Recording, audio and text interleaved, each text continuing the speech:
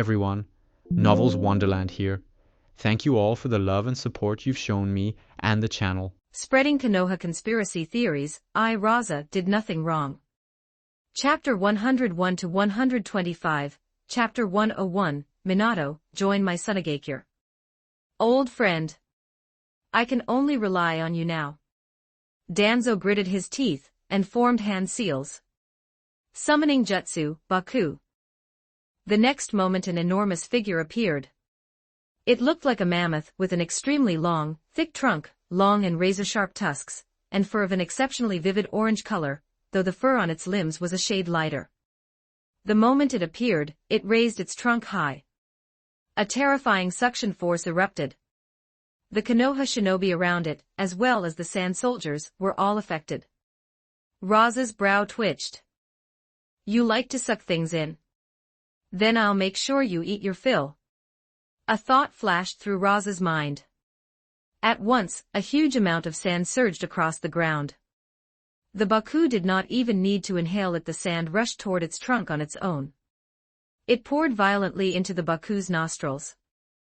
Danzo, who had turned and fled the instant he summoned the Baku, suddenly felt that something was wrong. He instinctively looked back, only to see that Rasa was still not far behind him. As for the Baku, it looked as though it had choked on something. At the same time a white explosive egg dropped from high above, and landed precisely on the Baku's position. A tremendous explosion rang out. The Baku let out a shrill, miserable scream. Suddenly, Danzo felt as though something had wrapped around his body. He looked down, and his pupils shrank sharply. The thunder blade. A streak of lightning traveled directly along the golden thread, and onto Danzo's body. The high-voltage current locked his body into a brief instant of stiffness. At the same time, one of the sand soldiers caught up and thrust its spear viciously toward him. Danzo used every ounce of strength he had to move his body. But he only managed to avoid a vital point. The tip of the sand soldier's spear still struck him, piercing straight through his shoulder. Blood sprayed instantly. Danzo's expression twisted in agony. Another sand soldier rushed up. Danzo gritted his teeth, drew out a kunai, and hacked savagely at the wound in his shoulder, forcibly freeing himself from the state of being pinned. Otherwise, he would have had no way to evade the sand soldier's attack. But just then whoosh! A golden figure suddenly appeared, intercepting the sand soldier that had been about to stab Danzo. Rasengan. The sand soldier was hit. Its entire body was blasted backward, and a huge hole appeared in the middle of it. Namikaze Minato turned to look at Danzo. Danzo-sama, are you all right? Danzo. Danzo looked at his severed arm, still skewered on the sand soldier's spear. Then he looked at Namikaze Minato. Then he looked at the sand puppet Minato had blasted away. For a moment, what rose in Danzo's heart was not the joy of being rescued from the brink of death. Instead, Namikaze Minato, you could have appeared earlier or later, but you just had to appear at exactly that moment. And since you had already appeared, why didn't you warn me? Was it intentional, or was it carelessness? Danzo was deeply displeased. Minato had intercepted that sand soldier before its spear could strike him. That proved that he would not have been hit at all. If so, then he never needed to cut off that arm in the first place. If Minato had given him even the slightest warning, he would not have lost his arm.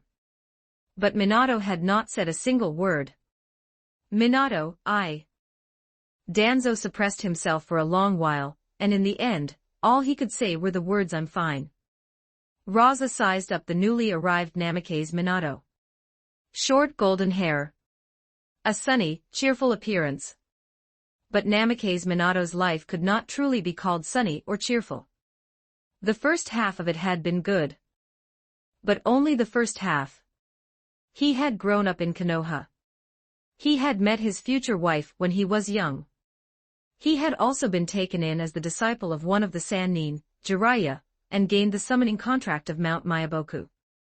He had learned the Flying Thunder God technique created by the second Hokage, and had personally developed the Rasengan by imitating the tailed beast ball. During the Third Great Ninja War, his performance had been exceptionally brilliant. He had even earned the title of the Yellow Flash. After the Third Great Ninja War ended, he smoothly inherited the position of Hokage. His wife had become pregnant as well. It was the height of his glory, the proudest and most triumphant moment of his life. But at that very moment, Namikaze Minato stepped into the darkest period of his history.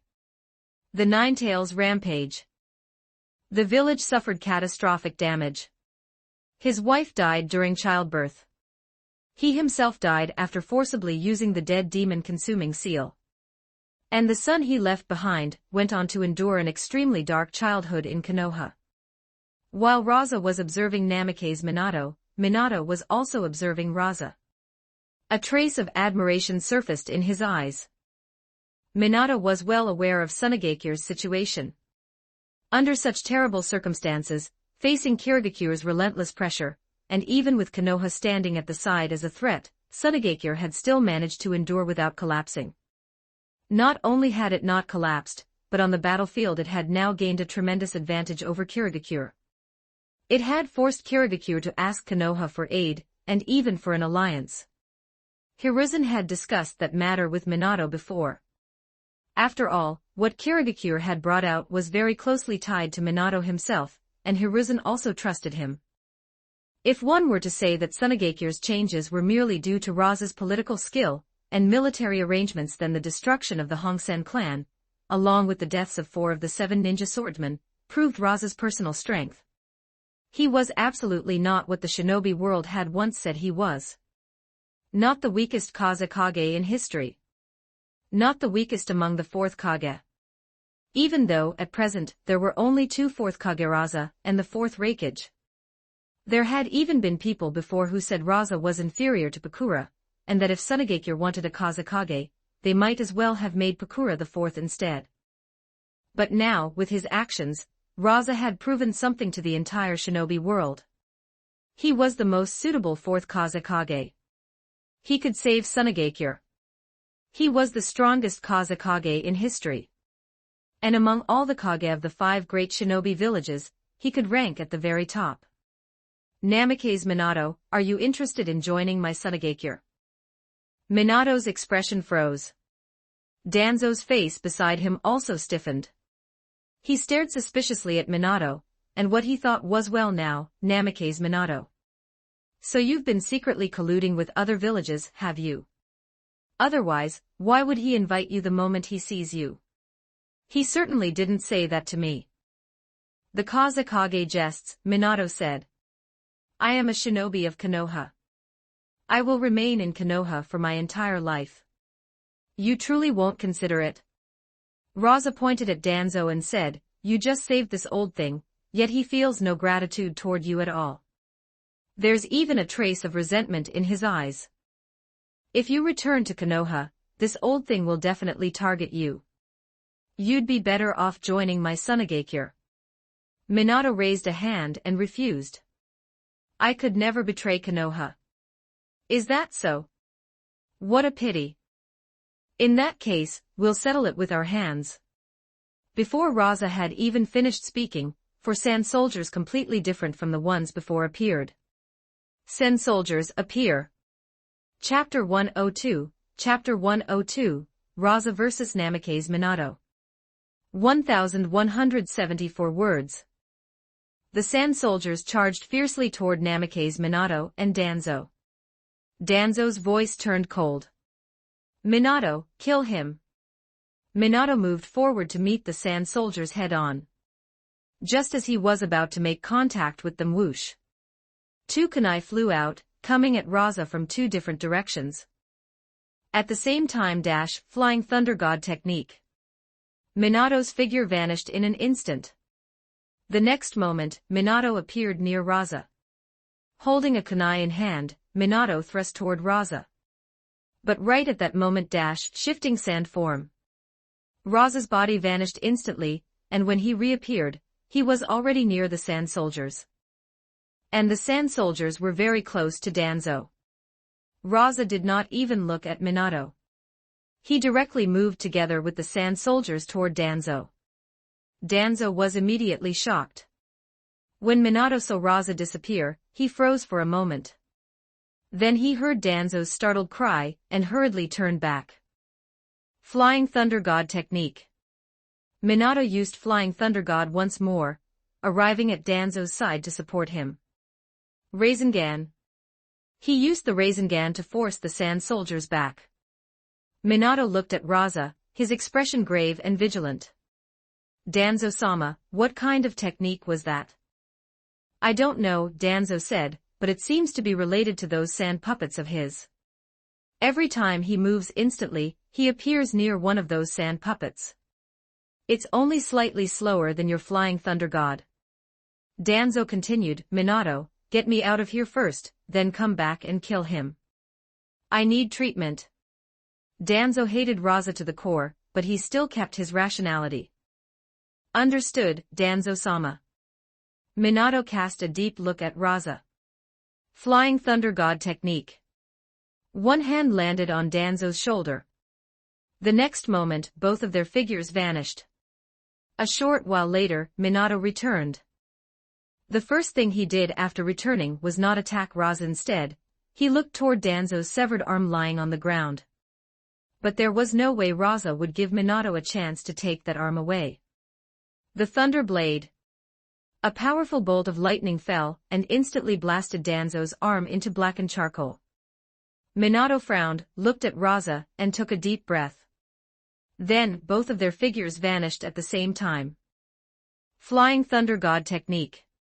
Shifting sand form. One was a space-time ninjutsu instantaneous movement. The other was not a space-time technique, but it was still incomparably fast. The two figures moved rapidly and continuously across the battlefield, weaving and flashing through it again and again.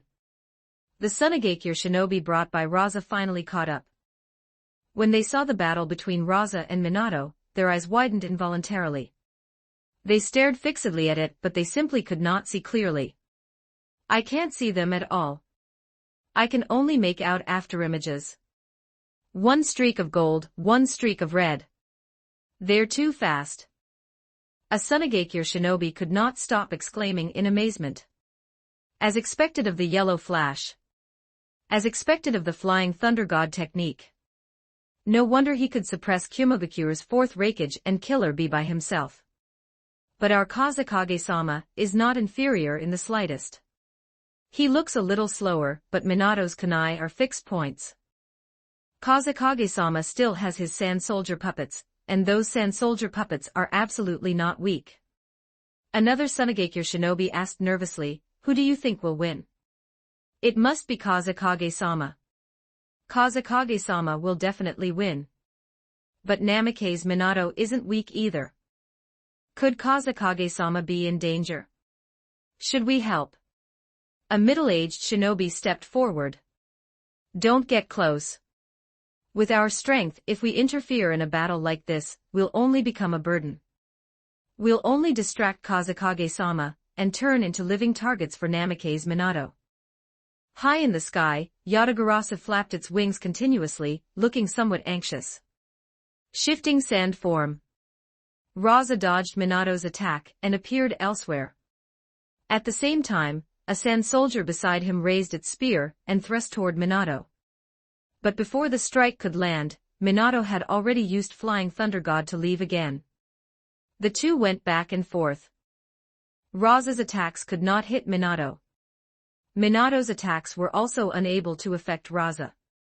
In a one-on-one battle, their combat styles were astonishingly similar. Rasa took a deep breath. As he was about to approach Minato, an intense burst of lightning exploded from Rasa's body, covering the surrounding area, while at the same time, a large amount of gold dust floated around. The Byakugan in the sky captured Minato's movement trajectory firmly. Gold dust binding cage. A mass of gold dust clung to Minato's lower leg. Yatagarasu. Receiving the signal, Yatagarasu cried out in excitement. A white explosive egg dropped straight down. Minato instinctively looked up, and his pupils suddenly contracted. The next moment, an unusual aura rose from Minato's body. The gold dust restraint was forcibly broken free. Flying Thunder God technique. At the exact moment the explosive egg fell, Minato's figure vanished out of thin air. When he reappeared, he was already far away. Minato glanced back at Rasa, bent his legs slightly Flying Thunder God technique. And in one instant, he disappeared completely from everyone's sight. The Tsunegakure shinobi hurried forward. Kazekage-sama. Kazekage-sama. Rasa gave a slight nod. Then he pointed at Danzo's severed arm. Take that thing with us. Bring it back to the village and make it into a specimen. Everyone was stunned. A charred severed arm, what use did it have? And he wanted to bring it back to the village and make it into a specimen. But since it was Rasa's order, no matter what doubts they had, they would absolutely obey. At this point, Rasa's prestige in Tsunegakure had already reached an extremely high level. He had exposed the plot of the traitor Shirasuna Koichi and Danzo, killed all the Konoha shinobi sent for the assassination, pursued Shirasuna Koichi all the way to the border of the Land of Wind, killed him, and severed one of Danzo's arms. If Namake's Minato had not arrived too quickly, Danzo would have died as well. And after all the fierce fighting from before, he had faced Minato without falling behind in the slightest. What kind of strength was that? Let's go back. Yes, Kazekage-sama. On the other side, Danzo looked at Minato, who had caught up, his expression ugly. His operation against Tsunegakure had ended in complete failure. He had lost a large number of subordinates in a single blow. Even his arm had been permanently left behind in the desert.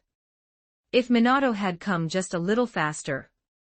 If he had just spoken to warn me when he arrived, my arm would never have been severed. I wouldn't have ended up in such a miserable state. When Danzo saw Minato approaching, he forcibly hid the dissatisfaction in his eyes. Minato, why did you suddenly appear here? Minato said, a large number of rumor cards suddenly appeared on the battlefield. I tracked them here, and happened to hear news about your side, Danzo-sama, so I came to take a look. What rumor cards? Chapter 103, Chapter 103, Inoki corrupted the entire shinobi world. 1238 words. Minato took out a stack of cards. Danzo took them and looked. These are about the Hyuga clan. Danzo frowned. Minato said, the proclamation from the Kagaya clan caused the rumors, which had already started to die down, to erupt again. Many people began discussing the matter once more, and quite a few members of the Hyuga clan have become emotionally unstable. After all, they have been on good terms with the Kagaya clan for generations, and believe the Kagaya would never deceive them.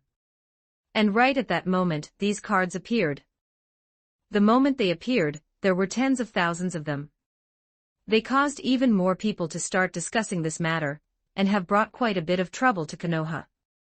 The emotions of Hyuga shinobi were affected. Konoha was worried that the Hyuga shinobi might have problems. Kirigakure was worried that the Hyuga shinobi might stir up trouble. And both Iwagakure and Tsunegakure were using this to mock Hyuga shinobi. Danzo looked through several of the cards. They're different from the last cards. They're more refined, and the character illustrations on the back are different too. Suddenly, Danzo saw himself on one of them. He froze for a moment. Minato, what is this? Why is there an illustration of me? Minato explained, that's how these are. The ones on the back this time are all famous shinobi from the major ninja villages, people who have already been renowned for many years. It's a game called Ninja Kill. Different shinobi have different ninjutsu. Besides that, there are identity cards, health cards, item cards, ninja tool cards. A full set of cards contains more than 100 cards. It can form a very complex strategy game. And now, this game has already begun to slowly spread through the shinobi world. Danzo quickly looked at his own card. Shimura Danzo, the darkness of Konoha, Ninjutsu 1, regret. You may forcibly retrieve a card that has already been played this turn. Ninjutsu 2, cling to life. After being killed, you may revive on the next turn with 1 health point. Is there one for Hiruzen? Minato searched his pocket and took one out. Sarutobi Hiruzen, 3rd Hokage, Ninjutsu 1, Shinobi Hero. You may forcibly designate one player and draw one card from them. This can only be used once per turn. Ninjutsu 2, Command Subordinates. When you need to play a dodge, you may have other players choose whether to play a dodge for you. Danzo calculated inwardly. It seems Hiruzen's ninjutsu aren't stronger than mine. That immediately gave Danzo a slightly more favorable impression of this so-called ninja kill. But very quickly, Danzo shook his head hard. The contents of the game did not matter. It was obvious that this card game had been designed and produced by an enemy of Konoha, and there were even rumors about the Hyuga clan printed on it. For Konoha, this was not a good thing. Minato, you managed to gather a complete set of the game cards. Danzo glanced at the bulging pouch at Minato's waist. Minato revealed a slightly awkward expression. Danzo-sama, the ANBU collected the cards and handed them over to me. I organized them a little. Minato simply took out the entire set. 5 identity cards. 1 Kage, 2 missing Nin, 1 loyal retainer, and 1 traitor. 80 item cards. 20 ninja tool cards. 42 shinobi cards. Danzo looked at the thick stack of cards and frowned again. So complicated. That means this person didn't come up with it on the spot. They must have started designing it a long time ago. Minato, can you figure out who made it? Most likely, Tsunagakure. Minato said, every lead I traced basically ended in the land of wind. The Iwagakure shinobi, on the other hand, do not seem to know much about it. Danzo's face darkened. At this point, if one were to ask which ninja village Danzo hated most, it would definitely be Tsunagakure. Danzo could not even remember the last time he had suffered such a huge loss. Tsunagakure is using such despicable methods to drive a wedge into Konoha's internal relations. Shameless to the extreme. It looks like Konoha needs to take some action against Tsunagakure as well. After returning to the Konoha encampment, a medical shinobi hurried over. Danzo-sama. Danzo pointed at the shoulder where he had lost his arm. Treat it here. Danzo sat down. While receiving treatment, he asked Minato, what was the situation earlier when you fought Rasa? Minato thought for a moment. Rasa is very strong. In a one-on-one battle, it would be difficult for me to kill him, and difficult for him to kill me as well. But if summon beasts are excluded, then when facing multiple opponents, my abilities are probably inferior to his. Those Sen soldier puppets are stronger than shadow clones. And that Thunder Blade is extremely compatible with Rasa's magnet release. At the mention of that, Danzo felt another trace of dissatisfaction toward Kirigakure. Previously, Kirigakure had clearly held a major advantage over Tsunagakure, but they still could not take Tsunagakure down. If they had taken Tsunagakure, Konoha could have shared in the spoils as well. But not only had Kirigakure failed, they had constantly run into problems themselves. Even their own ninja swords had ended up strengthening Tsunagakure. Danzo felt that if Rasa had not possessed the Thunder Blade, he might not have lost his arm at all. Pakura's strength also rose after obtaining Hiramakarei. The chakra blasts fired by Hiramakarei can actually carry the properties of Scorch Release, which greatly increases Pakura's attack range. And the ability to store chakra has raised her upper limit. Tsunagakure's current strength is no longer weak. At the same time, a complete set of ninja kill cards was also delivered before Sarutobi Hiruzen. Ninja kill. The game is good, but these rumors are too vile. Tsunagakure has learned bad habits from Iwagakure as well.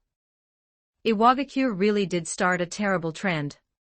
Anoki is truly scum. He corrupted the entire shinobi world and dragged it into a vile age. Hiruzen wore a troubled expression. The proclamation from the Kagaya clan had already stirred the Hyuga clan into unrest, and the appearance of the ninja kill cards was undoubtedly adding fuel to the fire. At this point, Hiruzen could no longer be entirely sure of the Hyuga clan's state. even though Hyuga Yamakura had given his assurance. Even though the Hyuga clan had the caged bird seal. Call Hyuga Yamakura over. Yes, Hokage-sama. Ninja kill spread through the shinobi world at an astonishing speed. This time was different from before. Last time, Rasa had flown above the battlefield and scattered the cards from the sky, using the beautiful female shinobi illustrations on the back to catch people's attention. It had been simple, crude, and direct, and the effect had been good. But this time, Rasa had ordered the shinobi of Sunagakure to distribute the cards directly. There was still a collecting process, but the difficulty of completing a full set had dropped greatly. Some people with particularly good luck could even directly obtain a complete set. Because this time, only after gathering the full set did the real highlight appear. The method was different, but just the same, it brought Rasa a tremendous increase in points. Looking at the numbers on the system panel, Rasa's eyes lit up. Chapter 104, Chapter 104, Reikage, Konoha, give my Kumogakure the Byakugan. 1197 words Iwagakure. Anoki played with the cards in his hand. Ninja kill. Interesting. I never expected Sunagakure to have someone talented enough to create a game like this. If I ever get the chance, I absolutely want to meet them. He took out the card corresponding to himself. Anoki, 3rd Tsuchikage. Ninjutsu 1, Dust Release.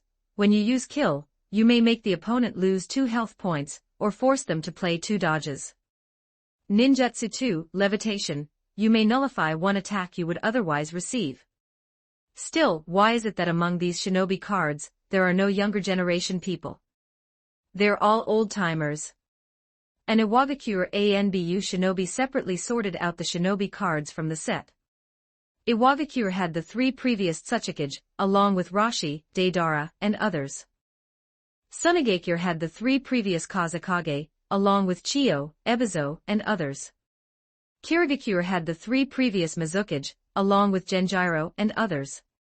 Kumogakure had the 3 previous Reikage, along with Kinkaku, Ginkaku, and others. Konoha had the greatest number of shinobi cards. The 3 previous Hokage, Uchiha Madara, Shimura Danzo, Hyuga Tennin, Uzumaki Mito, the Sannin, Hitaki Sakumo, and so on. Rasa had even deliberately included Uchiha Azuna. But Uchiha Azuna's situation was somewhat special. The people of Konoha did not recognize Uchiha Azuna as one of Konoha's own. And whenever the Uchiha clan saw Uchiha Azuna, it only triggered their hatred toward Konoha. Izuna-sama was killed by a sneak attack from Senju Tobarama. That innately evil Senju Tobarama was too shameless. In a fair fight, Izuna-sama would never have lost. That was the strongest period of our Uchiha clan. With Izuna-sama and Madara-sama forming twin stars, our clan was invincible in the shinobi world. Uchiha Yashiro looked at several young Uchiha gathered around, playing ninja kill, and could not help frowning. What are you doing? Our great vengeance is not yet repaid. The clan's future is not yet secure. And instead of training, you're here playing some game. The young people all trembled, lowering their heads, and not daring to speak. At that moment an old man stepped forward. Yashiro-sama. Uchiha Yashiro looked at him, and his expression softened. Yashiro-sama, I was the one who told them to play. The Uchiha elder said, this ninja kill is not an ordinary game. It can train their ability to think. If our Uchiha wish to secure our footing in the shinobi world, then relying on personal strength alone is not enough. Unless our clan can once more produce someone like Madara-sama. But that is too difficult. The chance is too small. We cannot place our hopes on that. Possessing powerful strategic ability can also help improve our Uchiha clan's living environment in the shinobi world. Our Uchiha clan needs people with that kind of talent. And this sort of ability is easier to pass on. Uchiha Yashiro fell silent for a while. Continue. I'll watch from the side. The others first looked at the elder. Only after seeing that the elder was smiling did they finally relax and continue the unfinished game. As Uchiha Yashiro watched, his eyes gradually lit up. During the course of the game, Uchiha Yashiro saw many things. Deception, horizontal alliances and vertical balancing. These were all things shinobi needed to learn. They were things Uchiha Yashiro considered important. And yet, many members of the Uchiha clan looked down on such things. They considered them useless, and thought that studying them was worse than running another lap around the training grounds, throwing a few more kunai, or working harder to awaken the Sharingan. But now, this ninja kill card game had drawn the Uchiha here, and led them into a state where they were actually learning those things. Uchiha Yashiro agreed with the elder. To others, the game might not have that much value. But for the Uchiha clan, it was useful. Kagaya Tatsu looked at the cards and revealed a smile. With the Kagaya clan proclamation already out first, and now this ninja kill game appearing as well, it is bound to attract countless people.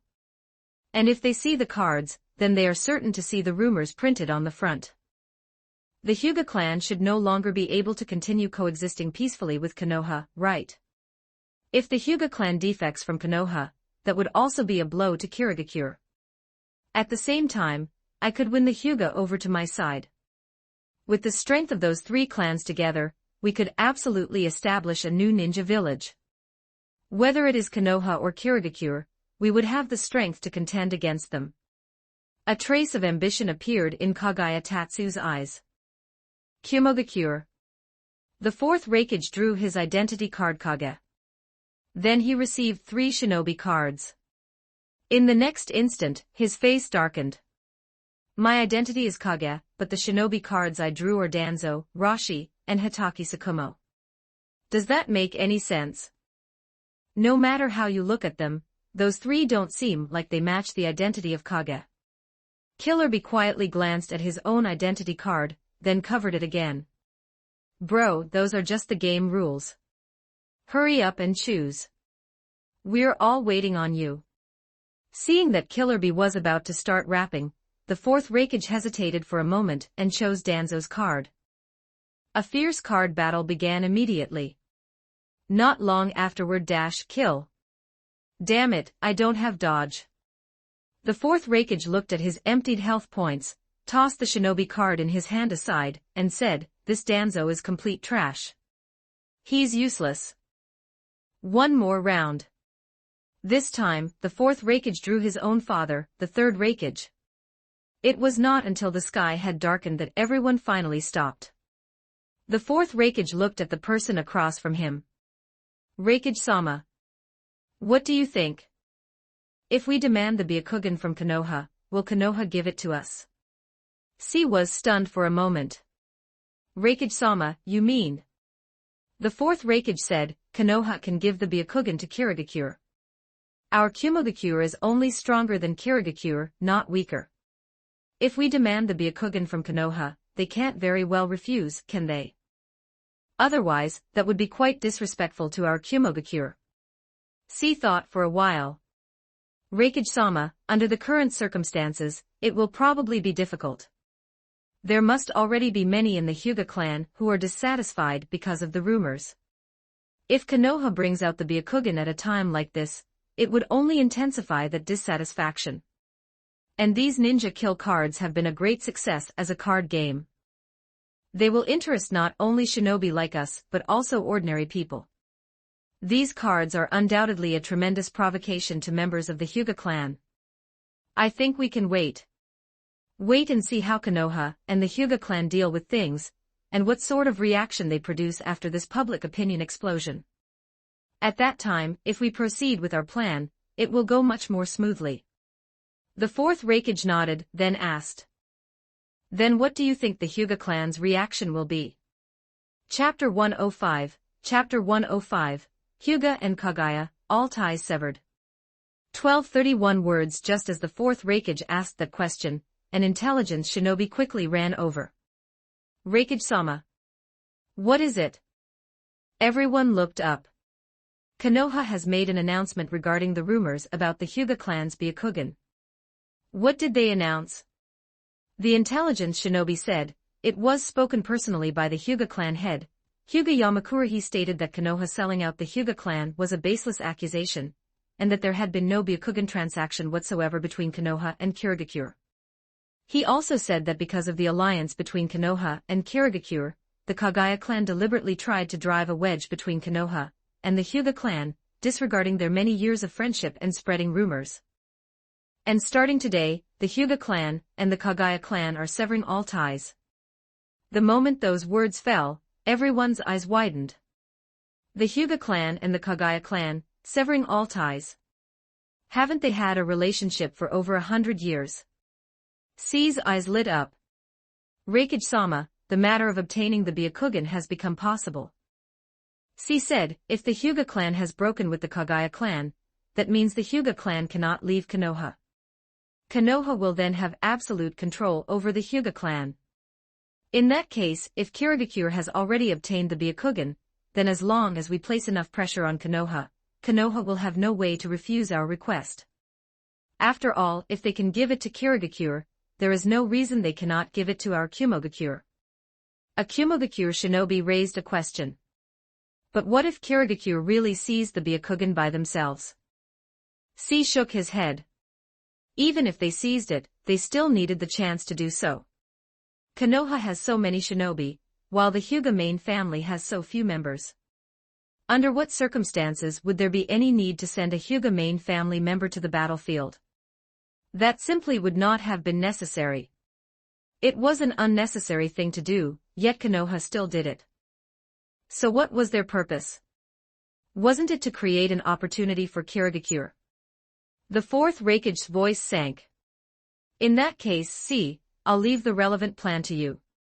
Yes, Reikage-sama. The moment the Hyuga clan's announcement was released, it caused a huge uproar across the entire shinobi world. Countless people began discussing it. Some believed Hyuga Yamakura's explanation. That Kagaya clan is too shameless. They had so many years of friendship with the Hyuga clan, yet for their own sake they framed the Hyuga like this. They're not even human. A friendship of more than 100 years was practically thrown to the dogs. I knew Konoha wouldn't be that shameless. How could a ninja village possibly sell out one of its own ninja clans? Especially when the Byakugan is so important to Konoha. But others held a different opinion. The Hyuga clan just caved to Konoha, didn't they? Kirigakure having the Byakugan isn't that a fact? And how did a member of the main family suddenly end up at a battlefield front line? The Hyuga clan is too weak. Even after all this, they still bow and scrape before Konoha. They're not even as good as the Uchiha. Not just not as good, they are far worse than the Uchiha. Hearing voices like that, Uchiha Yashiro felt somewhat pleased. Back when he was in Konoha, Uchiha Yashiro had felt a certain degree of sympathy toward the Hyuga clan. They were both ninja clans of Konoha. They were both dojutsu bloodline clans. And both had been targeted by the village's higher-ups. When the Uchiha clan had decided to rebel, Uchiha Yashiro had once hoped the Hyuga clan would join them. That together they could overturn Konoha's higher-ups, with the Uchiha ruling Konoha, and the Hyuga assisting them. But the Hyuga clan had disappointed Uchiha Yashiro too deeply. Not only had they failed to seize the chance to resist Konoha's tyranny and unfair treatment together with the Uchiha clan, they had even put in extra effort when hunting down the Uchiha clan. The Hyuga clan is nowhere near my Uchiha clan. The whole clan is full of the same kind of people as Uchiha Yamakaku. They don't even deserve to be called human. They're Konoha's dogs. They're Hiruzen Sarutobi's dogs.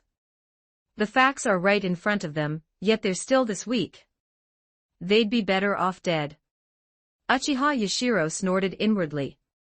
In contrast, Kagaya Tatsu's mood was much worse. The Hyuga clan really intends to completely sever ties with my Kagaya clan. They don't care about over 100 years of friendship at all. Originally, Kagaya Tatsu had hoped that the Hyuga clan would break with Konoha, defect to the Kagaya clan, and join forces with the Uchiha and Kagaya to carve out a new power in the shinobi world, one capable of standing alongside the major hidden villages. But he had not expected the Hyuga clan to make such a choice. Hyuga clan, I am deeply disappointed in you. You're too weak. I'm afraid that if Hiruzen Sarutobi demanded your lives, no one else would even need to act. You'd hand them over yourselves. A friendship of over 100 years, and you sever all ties with us just like that. Even Hyuga Hayashi did not quite understand Hyuga Yamakura's action. Father, why did you sever ties with the Kagaya clan? We've shared over 100 years of friendship with them. Isn't that a bit inappropriate? Hyuga Yamakura let out a cold snort. Hayashi, it seems you still haven't learned. I told you before, in the shinobi world, when you are the leader of a ninja clan, do not think in terms of right and wrong. Think instead about what choice will be better for the future. The Hyuga clan cannot leave Konoha.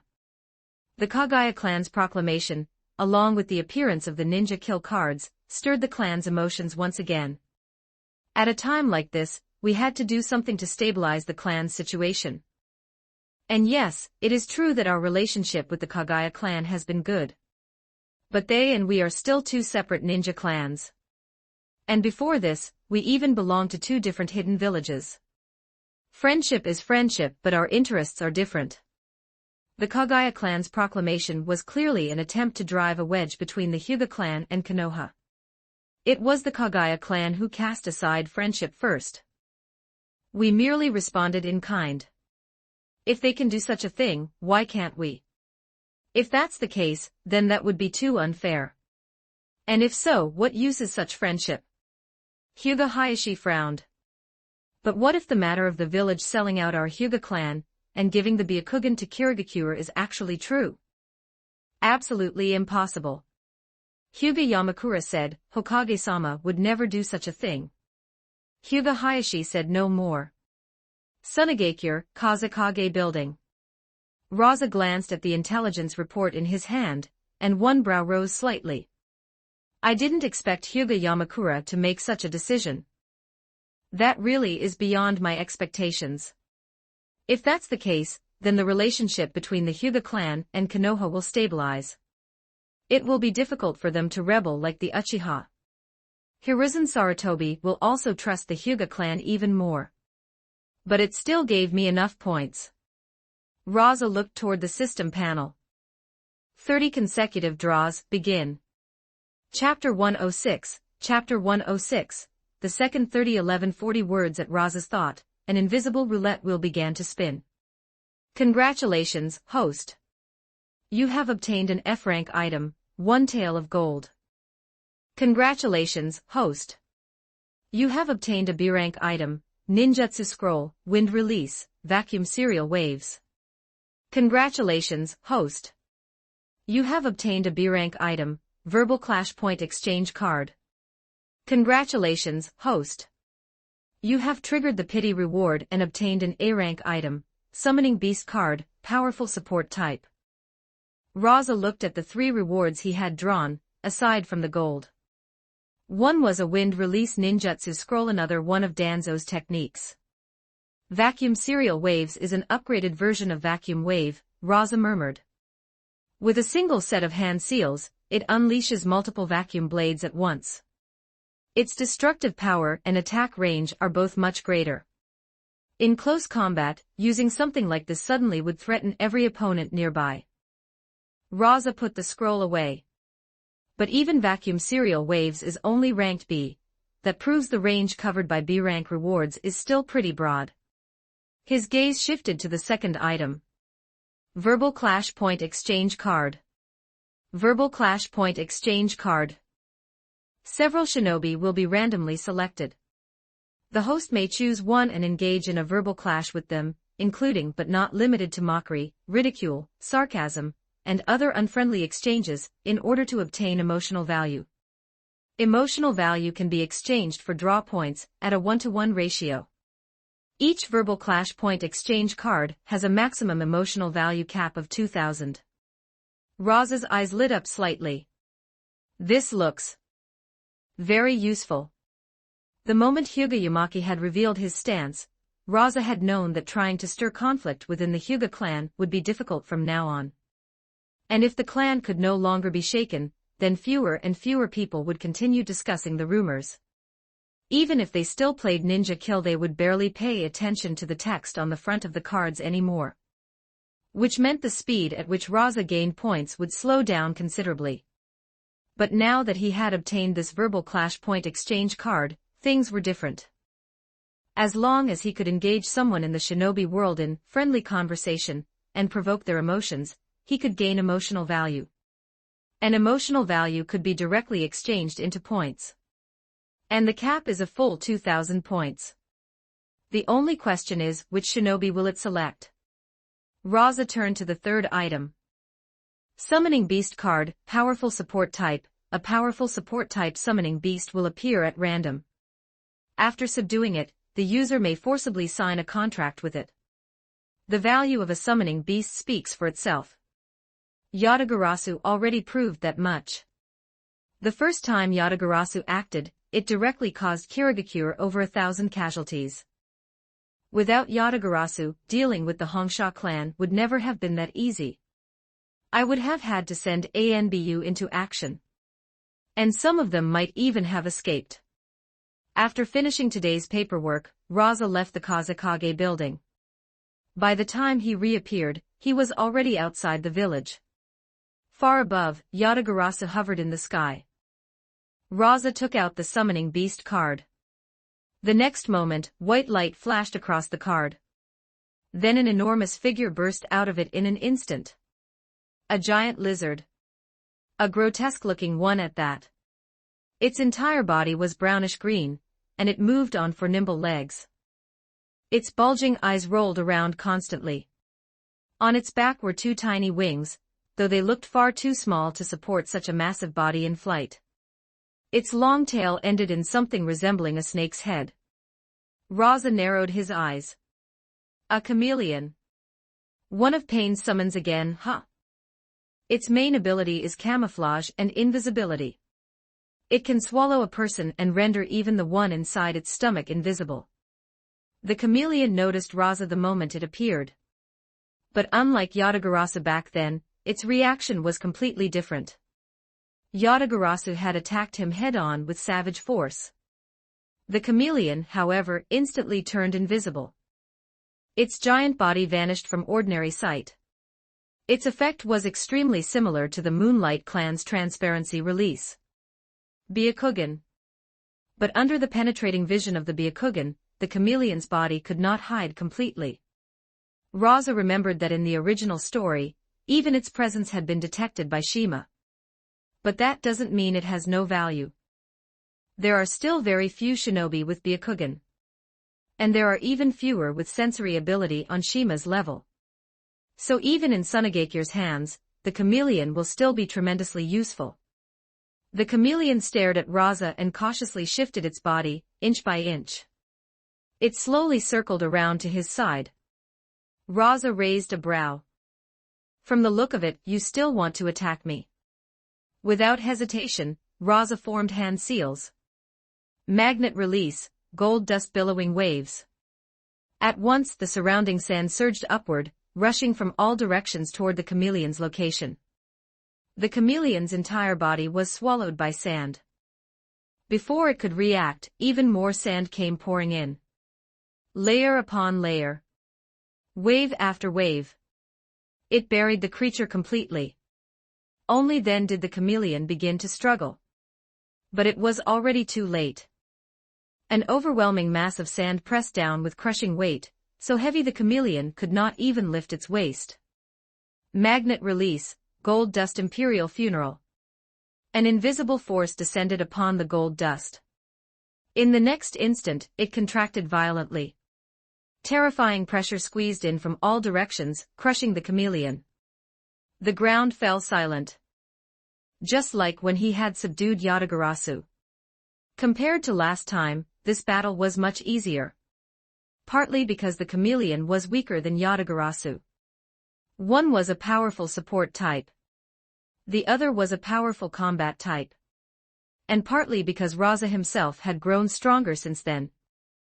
The boost brought by the Otsutsuki bloodline was all-encompassing. At that moment, the summoning beast card in Rasa's hand turned into a streak of light. Half flew toward him, while the other half shot toward the giant lizard pinned beneath the mound of gold sand. A stream of information flooded into Rasa's mind. Chameleon ability, invisibility. Rasa waved his hand, and the mound of gold sand collapsed. The chameleon's body appeared from within. The chameleon's body is smaller than Yatagarasa's, Rasa said, but carrying several dozen shinobi should still be no problem. It can let us approach quietly and catch the enemy completely off guard. And with the chameleon, infiltrating other hidden villages to steal things or steal people would become much easier. Several names flashed through Rasa's mind. Karen of Kyuzugakure. Kimimaro of the Kagaya clan. There were also quite a few talents in the Hozuki clan.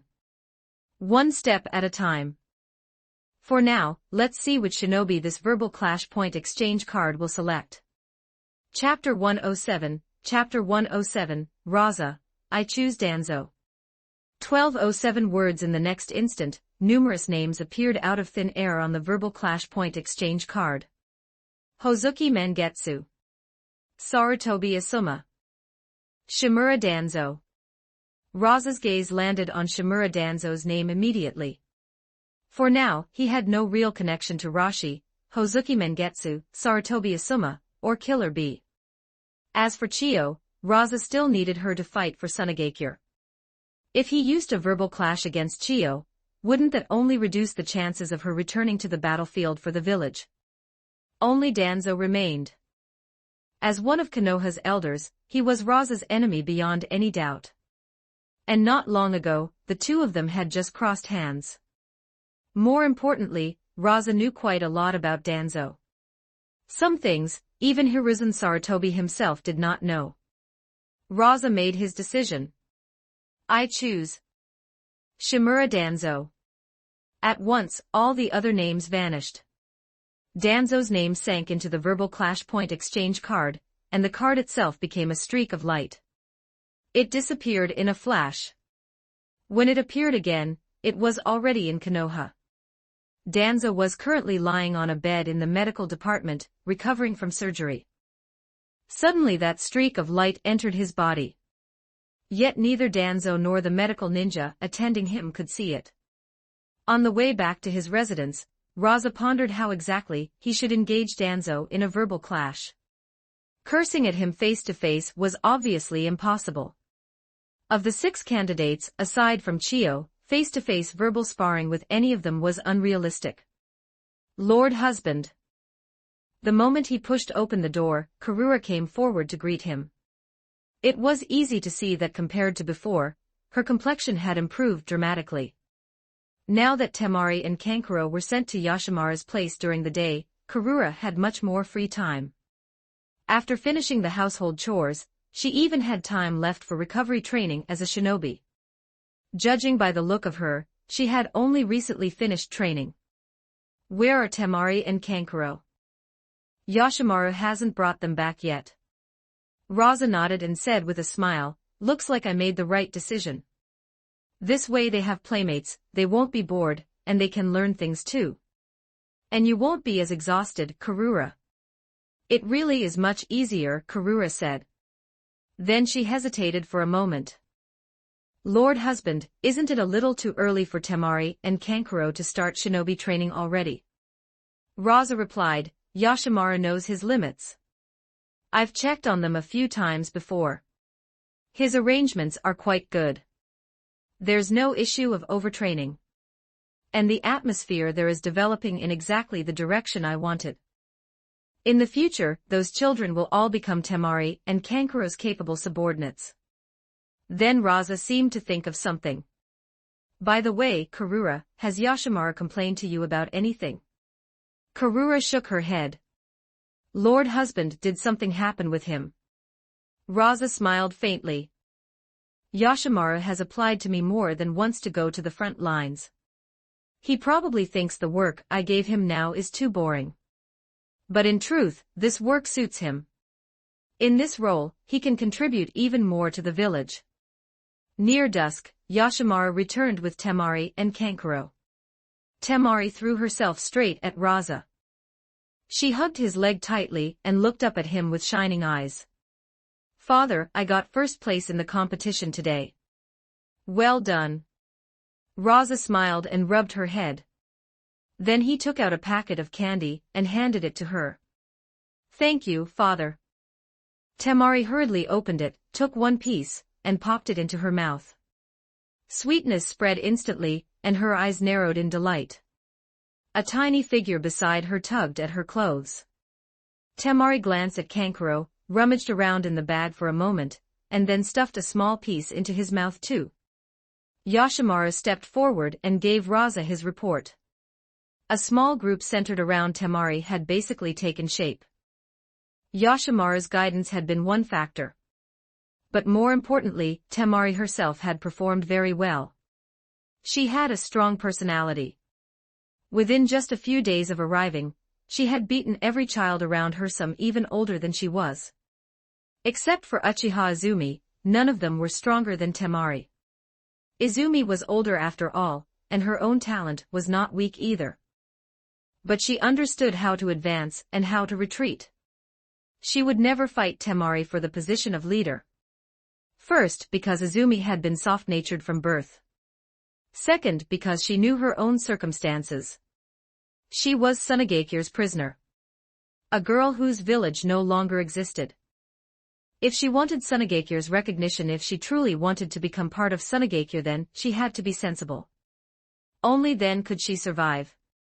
Only then would things be better for both herself and her aunt Uchiha Hanazuki. Rasa was quite satisfied with Temari's performance. These children had all been carefully selected. Their talent was not poor, and as long as enough resources were invested into them, and as long as they grew up in an ambitious environment, they would not turn out weak in the future. The only thing he found less satisfying was Temari's talent itself. She had failed to inherit magnet release. The only thing she truly had going for her was a set of wind release affinity. But wind release alone was not enough. Especially Sunagakyo's current wind release. Then Rasa suddenly thought of something. Namely, the wind release scrolls he had obtained through the lottery. At this rate, collecting all of Danzo's wind release techniques through the draw system shouldn't be difficult. When the time is right, I can bring them out. With those techniques added as supplements, the strength of Sunagakyo's wind release ninja can rise to another level. For a shinobi, obtaining a truly powerful jutsu could bring a qualitative change in strength. Just like Rasa himself. A single sand soldier. A single quicksand shift.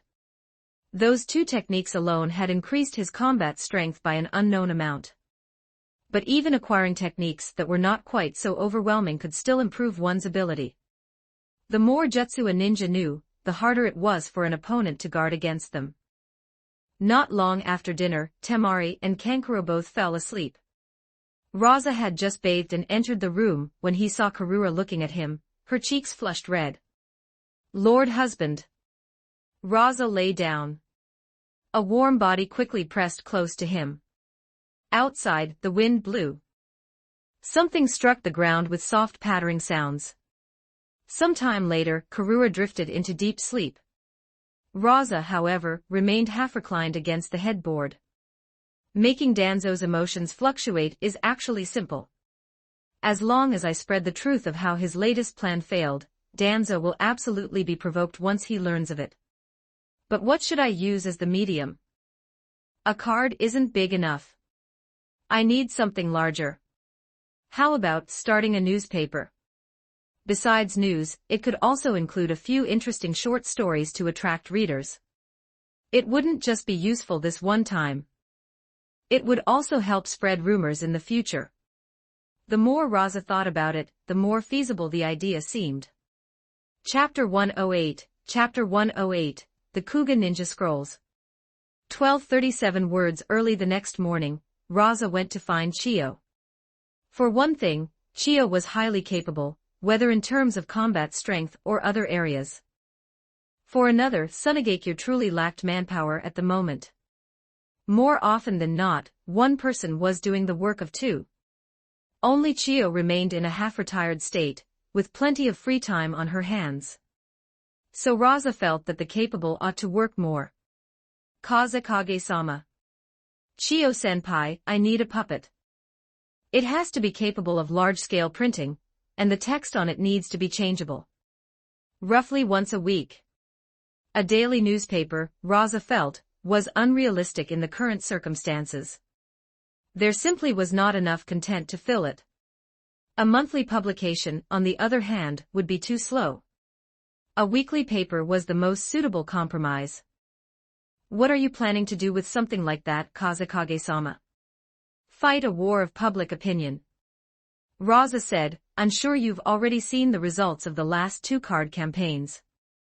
Whether it was the first one or the second, both achieved pretty good effects and drew a lot of attention. So I want to strengthen that strategy. I plan to launch a newspaper. One half of the pages will carry recent events from across the shinobi world.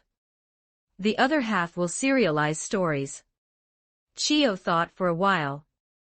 If that's the case, the investment won't be small. I'm not talking about the cost of making the puppet. I mean the paper, the ink, the materials needed to produce enough newspapers for the level of influence you want. Rasa waved his hand dismissively. That's fine. In the early stage, I can fund it personally. After a few issues, we should be able to find ways for it to turn a profit. Since Kazekage-sama has already thought it through, Chiyo said, then I have no problem with it. It should take me about a week to make the puppet. Then I'll have to trouble you, Chiyo-senpai. When he returned to the Kazekage building, Rasa pulled out a chart. On it was Sunagakir's list of upper-level and mid-level appointments. At present, the internal structure of the major ninja villages was more or less the same. A few elders. Below them, several departments. Mission Department. Security Department. Intelligence Department. Medical Department. Ninja Academy. And under each department were the various cadres and officials. Rasa read through it slowly. Senior cadre of the Security Department. Contributed quite a lot to the village in his youth. Retired from the battlefield after being crippled. Skilled in wind release. This person's mind is fairly flexible. A newspaper president's position should suit him well. His disability won't affect work like this. With his contributions, the post of senior security officer is actually a bit beneath him. But there hasn't been a better position available. Promoting him to newspaper president would count as a real rise. And his loyalty isn't something I need to worry about. After all, Shaji is Baki's father. Rasa gestured, summoning an ANBU shinobi inside. Kazekage-sama. Go and bring Shaji here. Yes, Kazekage-sama. Very quickly, Shaji arrived. He was getting on in years, but not yet truly old, about the same generation as Tsukumo Hitaki. In Sunagakir's age structure, he belonged to the latter half of the generation beneath Chiyo and Ebizo. He was deeply respectful toward Rasa. From the very beginning, Shaji had been one of Rasa's staunchest supporters. Otherwise, Baki would never have become Rasa's disciple. And after the incident where Rasa had crossed 1,000 miles to save Baki and killed 4 of the 7 ninja swordsmen by himself, Shaji's gratitude had only grown. Kazekage-sama, is this something related to Baki? For his own part, Shaji did not think Rasa had summoned him over anything concerning himself. Most likely, it had something to do with Baki. After all, he himself was already crippled. He could not even properly handle all the responsibilities of a senior security officer anymore. No, it has nothing to do with Baki. This time, Shaji, I called you here because there is a very important matter I intend to entrust to you. Shaji froze. Then he gave a bitter smile. Thank you for your trust, Kazekage-sama. But look at me now. What exactly can I still do? This is not work that relies on physical strength or combat ability, Rasa said. It's work that relies on the brain. He pointed at the chair opposite him. I'll explain it to you slowly. I plan to start a newspaper. Rasa explained his thoughts in detail. Only after a long while did Shaji finally understand. Kazekage-sama, you mean to establish a newspaper office? And have me serve as its president? Shaji's eyes brightened. Ever since being crippled, the light had gone out of his eyes. Nearly all of his hopes had been pinned on Baki, hoping his son would make something of himself at the very least, something greater than what he had achieved. But now, with the creation of this newspaper office, Shaji suddenly saw the possibility that he, too, still had a role to play. That's right. If Kazekage-sama trusts me, then I will absolutely devote everything I have to doing it well. Shaji straightened his back and made his pledge. I'll assign you a vice president as well. The cadres beneath you can be chosen by the two of you. Within 3 days, I want to see the newspaper office fully staffed. Kazekage-sama, I, Shaji, guarantee the mission will be completed. 3 days later, the newspaper office was officially established. After finishing work, Rasa personally paid it a visit to inspect the place. It had not begun formal operations yet, but from how neat and orderly everything was, Rasa could tell that Shaji was taking the matter extremely seriously. He would do it well. And after that, the only thing left was content. On the way home, Rasa kept thinking. The article about Danzo is a certainty. That's my primary goal. As for the rest of the news, Shaji can handle it himself and fill it as he sees fit. But the truly critical part is the story section. A good story is what will make people actually want to read the paper. A flood of possibilities passed through Rasa's mind. In the end, however, he settled on a work related to ninja. The Kuga Ninja Scrolls. Rasa had watched the anime, but that itself had originally been adapted from a novel. Now he only had to reconstruct the novel from what he remembered of the anime. I'll need someone with decent literary ability. I can provide an outline, and they can flesh out the details and refine the prose. There's no way I'll have that much time. And there's no way I can afford to spend so much of it on this. Karura, who was in the kitchen preparing dinner, heard him and poked her head out. Lord husband, I do have someone I can recommend. Hanazuki. Hanazuki. Rasa paused. Karura, do you mean Uchiha Hanazuki? Karura nodded. Ever since Hanazuki came to our village, she has had far too much free time. Out of boredom, she started writing stories to pass the time. I've read some of them. She writes very well. Rasa considered it for a moment. Having Uchiha Hanazuki handle the task was not impossible. Not at all. Chapter 109, Chapter 109, Lord Danzo, you've made the headlines. 1189 words. Rasa handed the outline to Uchiha Hanazuki. Hanazuki took it, read through it once, and her eyes immediately lit up. Even though it was only an outline, she could already sense that this story would be quite good. Uchiha Hanazuki, any problems? No problem at all. Writing a story from someone else's outline could not really be called her own work. But such an excellent outline, Hanazuki was genuinely interested in it. Then I'll leave it to you. Within 3 days, I need the first chapter completed. Yes, Kazekage-sama. On Shaji's side, he too was working hard to gather suitable material. 6 days later, a storage scroll was delivered into Rasa's hands. Inside the scroll was a large stack of freshly printed newspapers. It's finished. Rasa looked at the scroll in his hand and smiled. Ever since the Hyuga clan had publicly declared their break with the Kagaya clan, the speed at which he gained points had slowed considerably. Even though quite a large number of people were still playing Ninja Kill, there were far fewer people paying attention to the Hyuga rumor itself. When they saw the words on the backs of the cards now, most of them thought first of the split between the Hyuga and Kagaya clans. 2 clans with over a century of ties, and it ended just like that. No one knows who was right and who was wrong. The Kagaya clan had a point. But the Hyuga clan seemed to have a point too. In the end, only they themselves probably know the truth. Hyuga Yamaki was very satisfied with his own decision. Hizashi, take a good look. Yamaki said, the emotions within the clan have already settled down. And Hokage-sama has even rewarded our clan.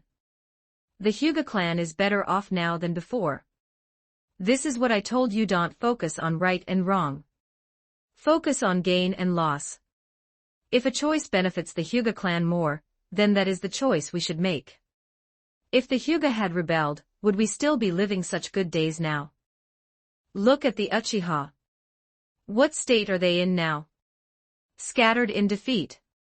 Hiding everywhere. Like stray dogs. If our Hyuga clan had rebelled, our situation might have been even worse than the Uchiha's current one. Hyuga Hayashi nodded. Father, you're right. And yet, something in his chest still felt wrong. If a choice benefited the clan, did that automatically make it right? Why did the Hyuga have to remain in Konoha forever? Things might still be acceptable now, but what about the future? If a future Hokage or the village's upper echelon treated the Hyuga poorly, then would the Hyuga still have to remain in Konoha regardless? Would that dead main branch member simply die for nothing? And what about the Byakugan in Kirigakure? Those questions kept circling in Hayashi's mind. But he could not find the answer. Yatagarasu flew high through the sky. Rasa stood on its back. Strapped across his back was an enormous scroll. Shinobi World Major Events Weekly. That was the name Rasa had chosen for the newspaper. For the very first issue, he still decided to use the most simple, direct, and forceful method possible to build its fame. Namely, he would distribute it personally from the sky. There were 3 primary drop locations. The first was the battlefield between Konoha and Iwagakure. The second was the battlefield between Sunagakure and Kirigakure. The third was Konoha itself. Besides those, there was also a second route. Strictly speaking, that would be the regular route from now on, with Sunagakure's shinobi delivering the papers to various locations. These included but were not limited to the major towns of the Land of Wind, the capital of the Land of Fire, the capital of the Land of Earth, Amigakure, Kizugakure, and so on. After this first issue, only that second route would remain. Rasa would no longer personally act. What's that? A Hyuga shinobi looked up and faintly caught sight of a black dot high overhead. At this distance, if it still looks that big, then whatever's up there must be huge. The Konoha ninja beside him immediately grew nervous. It can't be a meteor, can it? There's chakra coming from it. It feels like some kind of living creature. What kind of creature can fly that high and still be so huge? Very quickly, the Konoha shinobi arrived at the answer. Sunagakure, the Kazekage Rasa's summoning beast Yatagarasu. Over the recent period, Yatagarasu's name had spread throughout the entire shinobi world. Its massive body. Its ability to fly at extreme altitude.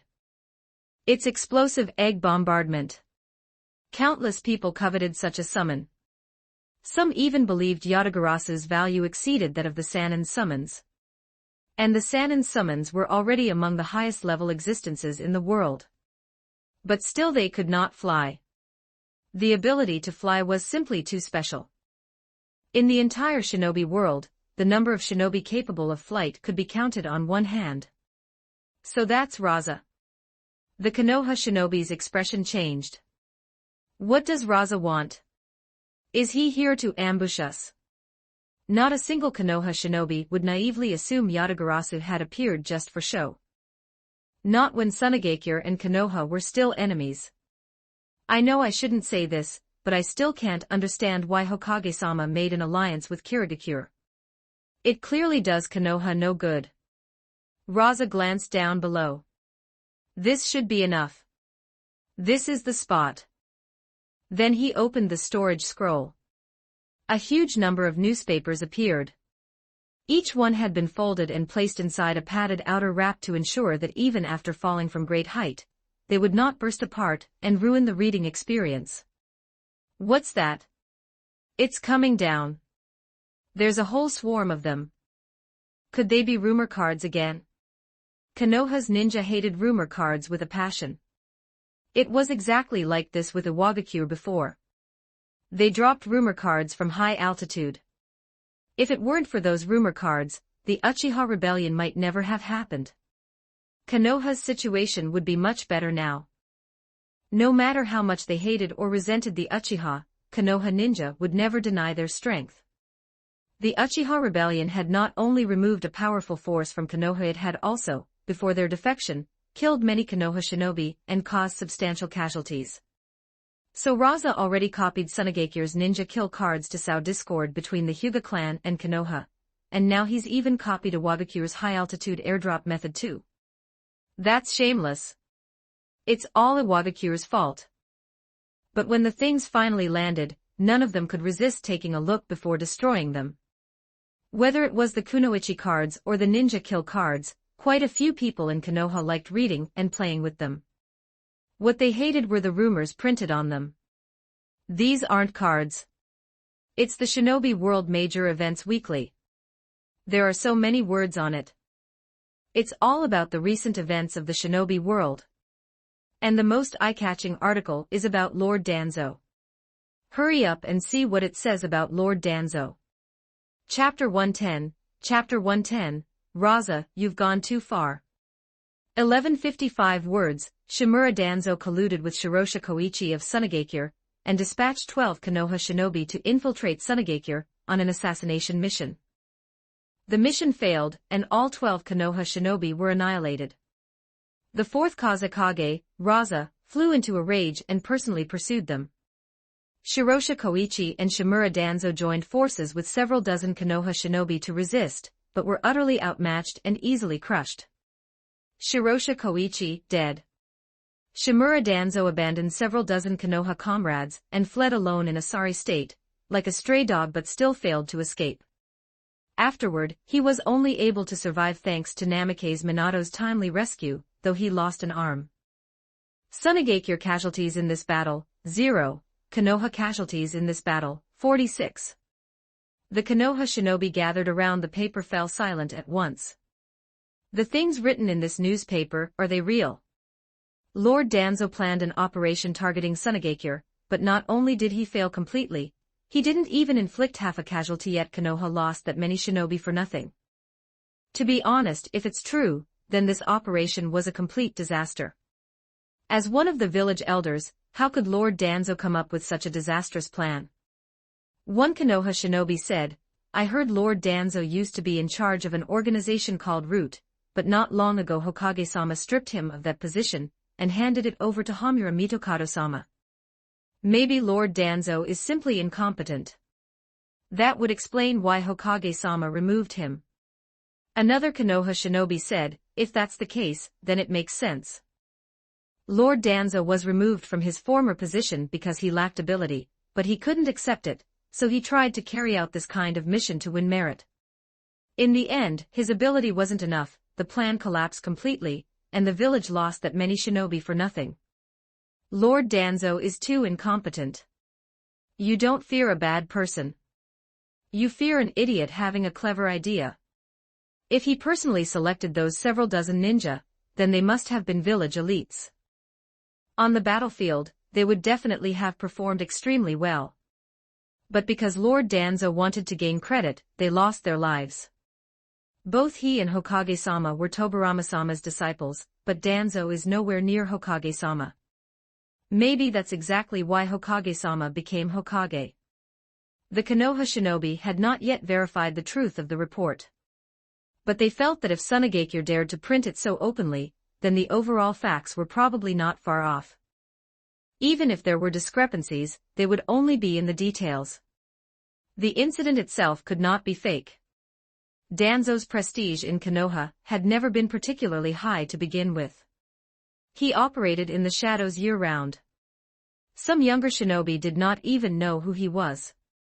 So when they suddenly heard that such an obscure elder had orchestrated an operation this clumsy, their first instinct was simply to blame Danzo. How laughable. And shinobi from other villages, after reading what was in the paper, mocked Danzo even more directly. That Shimura Danzo is hilarious. He planned an operation, spent all that manpower and all those resources, and in the end didn't even injure half a person in Sunagakure. Meanwhile, Konoha itself lost dozens of ninja. He nearly died himself too. That's unbelievably stupid. Some Iwagakure ninja even used the matter to mock Konoha openly. An IWA shinobi looked toward a Konoha ninja on the opposite side. Are you one of Shimura Danzo's subordinates? Has Shimura Danzo planned any operations recently? Let Shimura Danzo come deal with me. I can't wait to fight him. Wait your turn. I was first.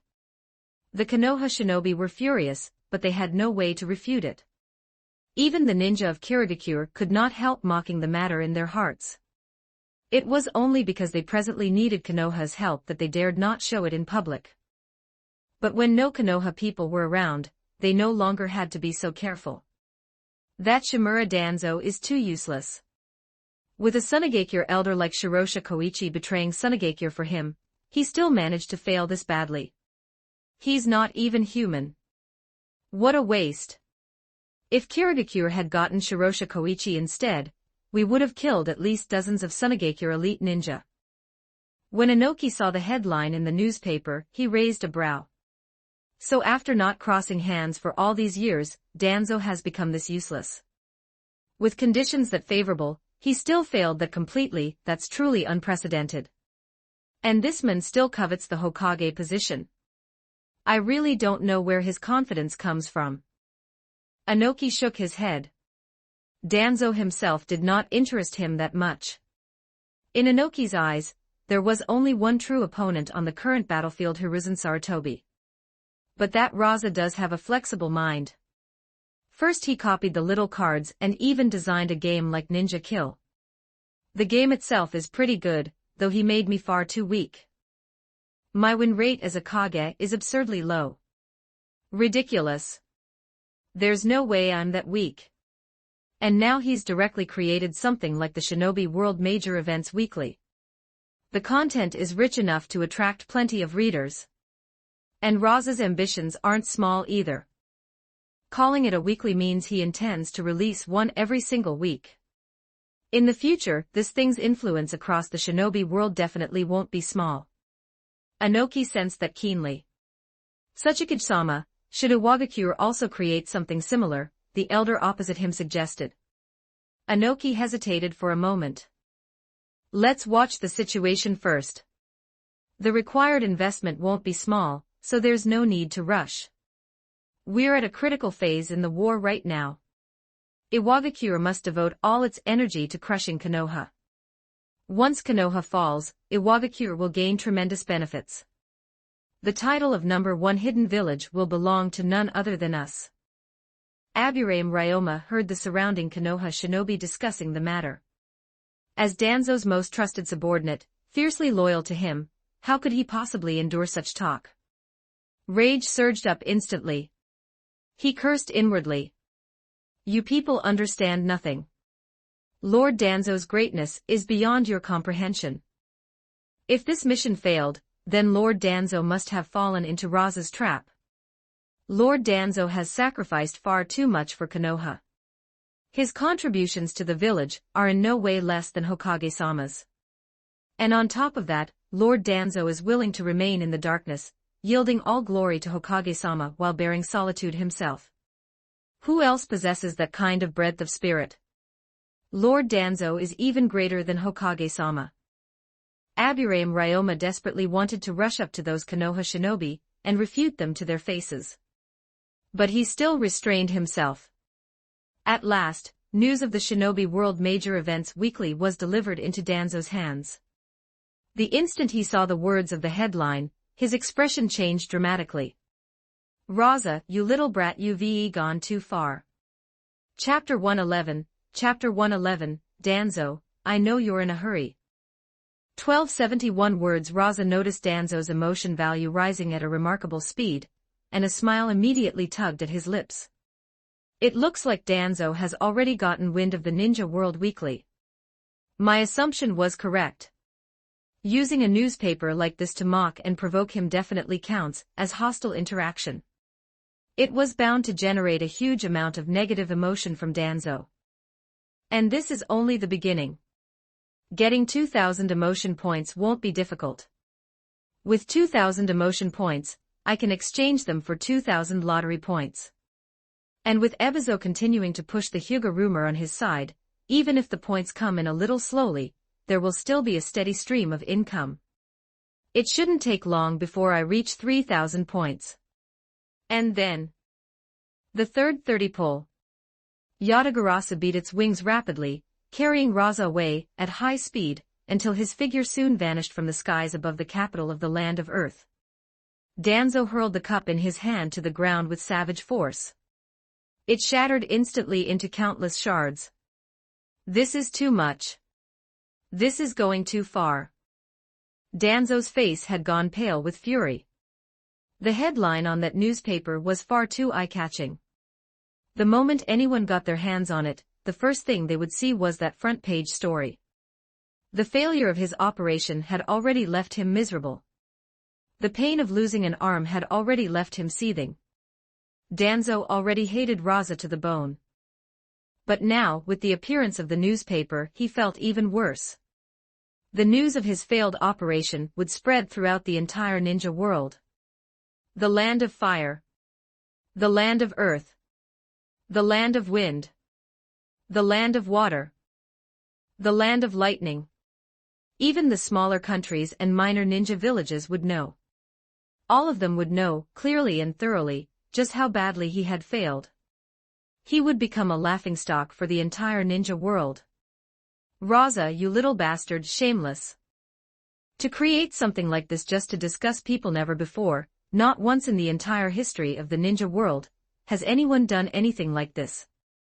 What is he trying to do? What ninja hasn't lost before? I've only lost this one time. Before this, I succeeded so many times. Just because of one failure, does that erase everything I've done? My contributions to Konoha are greater than Hiruzen's. I am stronger than the overwhelming majority of shinobi in this world. Danzo was not afraid of people calling him vicious. Danzo was not afraid of people calling him sinister. What he feared most was being called incompetent. That was something Danzo absolutely refused to accept. In his own mind, he was an exceptionally capable shinobi, no worse than Hiruzen Sarutobi. The only reason he had failed to become Hokage was because, back then, he had been one step too slow. The Hokage's seat was one he could have taken as well. But Danzo knew very clearly that once this newspaper spread, and that headline was seen by the people of the ninja world, he would become, in their eyes, a useless old fool. That pain cut even deeper than the day he lost the chance to become Hokage. I, Danzo, am not incompetent. Eyes bloodshot, Danzo looked down at the root shinobi below him. How far has this newspaper spread? Reporting to Lord Danzo, the shinobi below answered immediately, large quantities of these newspapers have appeared throughout the land of fire, the land of wind, and the land of earth. They were scattered directly from the sky. They're all over the battlefield as well. Some Hyuga shinobi reported seeing what appeared to be Rasa's summon, Yatagarasu, high in the air. These newspapers were most likely being distributed by Rasa personally. In that instant, Danzo felt his blood pressure surge. If this newspaper had only spread within a limited range, he would have mobilized every bit of strength he had to intercept it. No matter the cost. But with things having developed to this point, there was no stopping it now. That Rasa, too shameless. He's learned every dirty trick Inoki ever used. And he's taken them even further. Danzo ground his teeth so hard they nearly cracked. Seeing the ugly look on Danzo's face, the shinobi below hesitated for a moment before offering a suggestion. Lord Danzo, the content in this newspaper slanders you far too viciously. It's outrageous. I think you should speak publicly and clarify the false information on it. That way, Sunagakir's newspaper won't be able to keep causing such a negative impact. Danzo. Danzo stared at him deeply. Had he not been certain of this subordinate's absolute loyalty, he would have been tempted to suspect the man had been sent by an enemy to provoke him to death. As if it were that simple. As if he hadn't already thought of that himself. The problem was that the front-page story was, in essence, true. Aside from a few embellished details on Rasa's side, the core facts, the numbers, the time, the people involved were all correct. Sunagakure could even produce the corpses of the dead Konoha shinobi. There were also a great many witnesses, including witnesses on Konoha's own side. And as for his severed arm, plenty of people in the medical department knew about it. Arguing over details would only make things worse the more it was pursued. Which meant that the best approach was total denial. Spread word that everything in that newspaper is false. Every last bit of it is fabricated by Sunagakure. Yes, Lord Danzo. Danzo turned to look out the window, his eyes brimming with venom. That Rasa targeting me like this. To stoop to such despicable methods. This hatred cannot be shared beneath the same sky. Either he dies or I do. The next moment, Danzo forced himself to stand, ignoring the fact that his injuries had not yet healed. Soon afterward, Danzo's denial statement spread. Some people chose to believe it. Sunagakure is shameless, fabricating fake news like this. Lord Danzo is one of Konoha's elders. He wouldn't be so reckless. Besides, Root is already gone, isn't it? Where would he even get that many shinobi? We can't fall for this. We can't wrongly accuse Lord Danzo. This is exactly what Sunagakure wants. But there were also many who did not believe it. On Sunagakure's side, the names of many Konoha shinobi had been listed clearly in the paper. There were even photos printed beneath the text. The level of detail was astonishing. Could something fabricated really be made to look that real? Not long afterward, Danzo arrived at the Hokage Tower. Hiruzen Sarutobi was holding a copy of the newspaper in his hand. Only when Danzo entered did he set it down on the desk. Danzo pointed furiously at the paper. Hiruzen, this thing is far too destructive. Once it spreads, no matter what Sunagakure writes in it, it will bring enormous negative consequences to Konoha. It must all be destroyed. Hiruzen, issue the order now. Throughout all of Konoha, throughout the entire land of fire, this thing must be banned. Hiruzen folded his hands together, his elbows resting on the desk. Danzo, I know you're in a hurry, but don't be so quick to panic. I understand the impact of this thing better than you do. But before dealing with it, I have one question I want you to answer honestly. The content in this newspaper about you, is it true? Or is it false? Danzo's expression shifted at once. Chapter 112, Hiruzen, you'll regret this. 1251 words. Hiruzen, what do you mean by that? Hiruzen Sarutobi did not answer him directly. Instead, he said calmly. If you don't want to say it, then I can always ask Minato after he returns. Danzo's expression changed again. After a long silence, he let out a deep sigh. I only saw an opportunity, Danzo said at last. So I thought I could use it to assassinate Rasa. If I had succeeded in killing him, it would have been of enormous benefit to Konoha. It's just that I never expected Shirasuna Koichi to have already exposed flaws beforehand. That's why my operation failed. Lying to Hiruzen was meaningless. Hiruzen could obtain the list of the dead shinobi at any time. Sunagakure also had spies planted in Konoha. And beyond that, there was Namikaze Minato. Minato had arrived late to provide support, but he had still seen part of what happened. Hiruzen tapped the desk lightly with his fingers. Danzo, if I remember correctly, I already ordered you to hand Root over to Homura. So why is Root still in your hands? Danzo gave a cold snort. With Homura's ability. If I'd handed Root to him, could he have managed it properly? Only under my control can Root bring out its greatest value. Hiruzen's gaze sharpened. And this, he said flatly, is the value you're talking about. The deaths of dozens of Konoha elite shinobi, while Sunagakure suffered not a single casualty. And Konoha and Sunagakure weren't even strong direct enemies to begin with. We only formed an alliance with Kirigakure. Sunagakure's main target was never us. You forcibly dragged Sunagakure's hatred onto Konoha. Are you trying to destroy Konoha? Danzo immediately denied it. I am not. I did no such thing. Hiruzen, don't twist my words. And besides, the reason I moved against Sunagakure at all was because you took the initiative to ally with Kirigakure. If you hadn't allied with Kirigakure, why would I have attacked Sunagakure? Hiruzen's eyes widened. So after all that, you're saying this is my fault? Danzo said nothing. His silence spoke clearly enough. Hiruzen let out a cold snort. Danzo, it seems I've been too lenient with you. For old friendship's sake, I won't punish you this time. But don't you dare stir up any more trouble. For the next year, you will remain inside the village. You are forbidden from leaving. If you disobey... Hiruzen's voice turned colder, then don't blame me for setting aside old ties. Danzo's face changed sharply. Hiruzen, you can't treat me like this. The village cannot do without me. Confining me to the village is harmful to Konoha. I am one of the village elders. I have the right. Hiruzen cut him off with a single indifferent glance. But I am the Hokage. Danzo slammed the door on his way out. Hiruzen, you'll regret this. Not long after Danzo left, Mitokado Hamura arrived.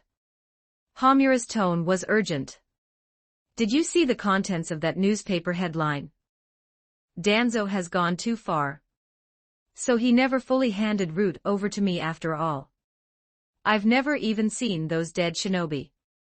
This is outrageous. Hiruzen, issue another order. Make Danzo hand over Root to me completely. Hiruzen looked at Hamura, disappointment plain in his eyes. Only now had Hamura realized Danzo had never fully relinquished Root. And after realizing it, instead of confronting Danzo himself, he had come running to the Hokage's office to ask the Hokage to issue an order. Was his ability truly this poor? They had both been disciples of the second Hokage, Senju Tobirama. They were both village elders. In Hiruzen's view, once he as Hokage had already given permission, Hamura should have been capable of seizing Root for himself if he truly had the means. Not relying on him for every little matter. Hamura, Hiruzen said at last, I've already ordered Danzo confined to the village. As for Root, handle it yourself. Hamura immediately showed an awkward look. But Hiruzen, what if Danzo still refuses to cooperate? Then that will depend on your own methods. Hiruzen had no intention of wasting more time and attention on this. If Hamura lacked the ability to wrest Root into his own hands, then even if he somehow obtained it, he would never manage it properly. If Danzo made more mistakes, then at worst, Hiruzen would simply dissolve Root altogether. Hamura opened his mouth as though he wanted to say something more, but seeing the unmistakable dismissal in Hiruzen's expression, he could only leave. Hiruzen picked up the newspaper again and continued reading. Half of it is recent major events from the ninja world. There's no blatant fabrication. Most of it is factual. And the other half? A serialized story. The Kuga Ninja Scrolls. A novel using ninja as its theme. But in this story, the daimyo's status is exaggerated to an absurd degree, forcing subordinates to slaughter each other just to decide an heir. The daimyo of the Land of Fire wouldn't have that kind of authority. And the ninja in this story are all rather ugly in one way or another. The author is... I don't know which person in Sunagakure that is. But if it was allowed to appear in this newspaper, then it must have been approved by Rasa. Why would Rasa approve it? The story is undeniably good, though. It's very compelling. Hiruzen's eyes moved down the page. Then he frowned. That's it. A faint itch rose in his chest. This is a weekly, isn't it? Then next week. Will there be a second issue? And if there is, then the story section in the next issue should continue from here, shouldn't it? I have to wait a whole week. Hiruzen put the newspaper down, still feeling unsatisfied. Still, Danzo does have a point. This time, Rasa didn't fabricate much in the paper. But what about next time? If it isn't controlled and is allowed to spread unchecked, then sooner or later Rasa could slip in whatever private agenda he wants. And the damage it could do to other villages might exceed even those little propaganda cards. It must be brought under control. So Hiruzen issued orders. Throughout Konoha and across the battlefield, the newspapers were to be restricted and confiscated. At the same time, he sent shinobi to relay a message to the daimyo of the Land of Fire, asking for a formal order to suppress the circulation of the newspaper throughout the country. And Hiruzen was not the only one. Inoki had also recognized the danger hidden within the newspaper and gave his own order to suppress it. But issuing an order and successfully enforcing it were two entirely different things. Most of the people who had picked up the newspapers and were able to read had already seen the story of the Kuga ninja scrolls printed inside. And many of them had been thoroughly drawn in. This story is good. It's packed with tension. I really want to know what happens next. The 10 Kuga ninja and the 10 IGA ninja. I wonder who'll win in the end. We have to wait another week. Waiting for the next update is torture. I wonder who the author is. To be able to write something this good. Genosuke and Oboro are pitiful. At that point, one shinobi suddenly raised a thought. Do you think Genosuke's character might be based on the Uchiha? They both specialize in eye techniques. Chapter 113, Danzo is far too sensitive. 12-15 words, that's not impossible, someone else said. Since this is a novel about ninja, it's only natural that the author would draw inspiration from real people or settings that already exist.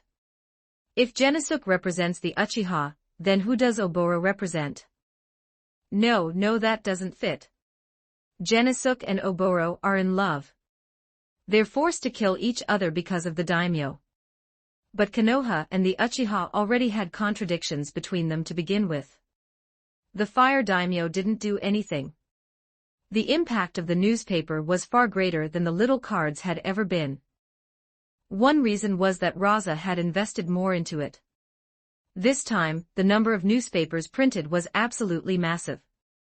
They had been scattered across countless places directly from the sky, and the amount of text on them was far greater than what had fit onto the cards. There was much more to read, and much more to linger over. And the Kuga Ninja Scrolls was, in itself, an exceptionally strong story. In an era so lacking in entertainment, the appeal of a serialized novel was tremendous.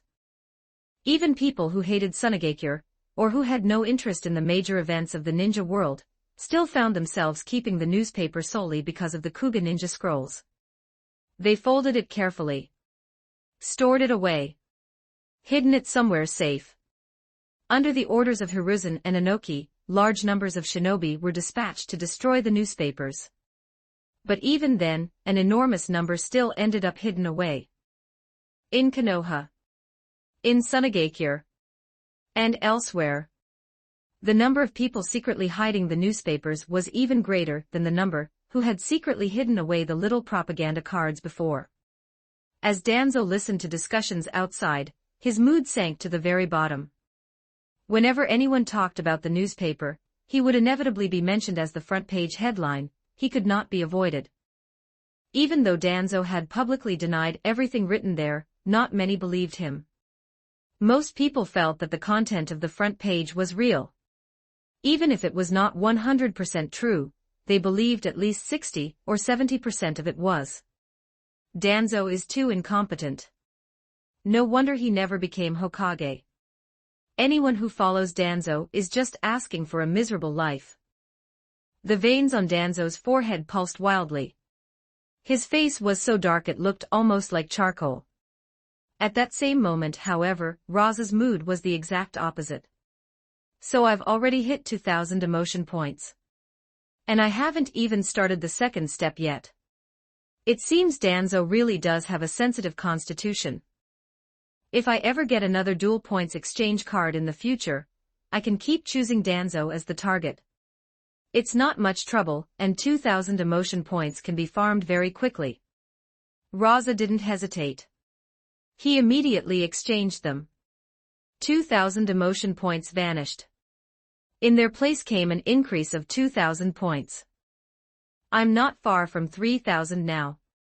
A smile appeared on Rasa's face. The shinobi of Kirigakure, meanwhile, believed the contents of the novel were aimed at them.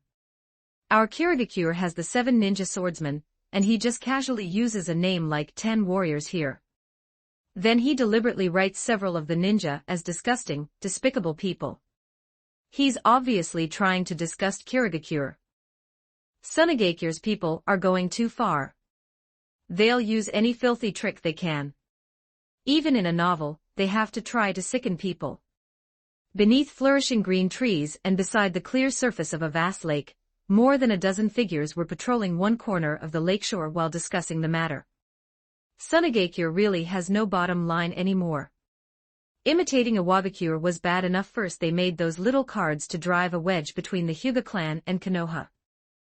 In the end, the real goal was still to target our Kirigakure and undermine Konoha's alliance with us. The content of this newspaper is a mix of truth and falsehood. It can't be trusted. But the one that wins in the end will definitely still be our Kirigakure.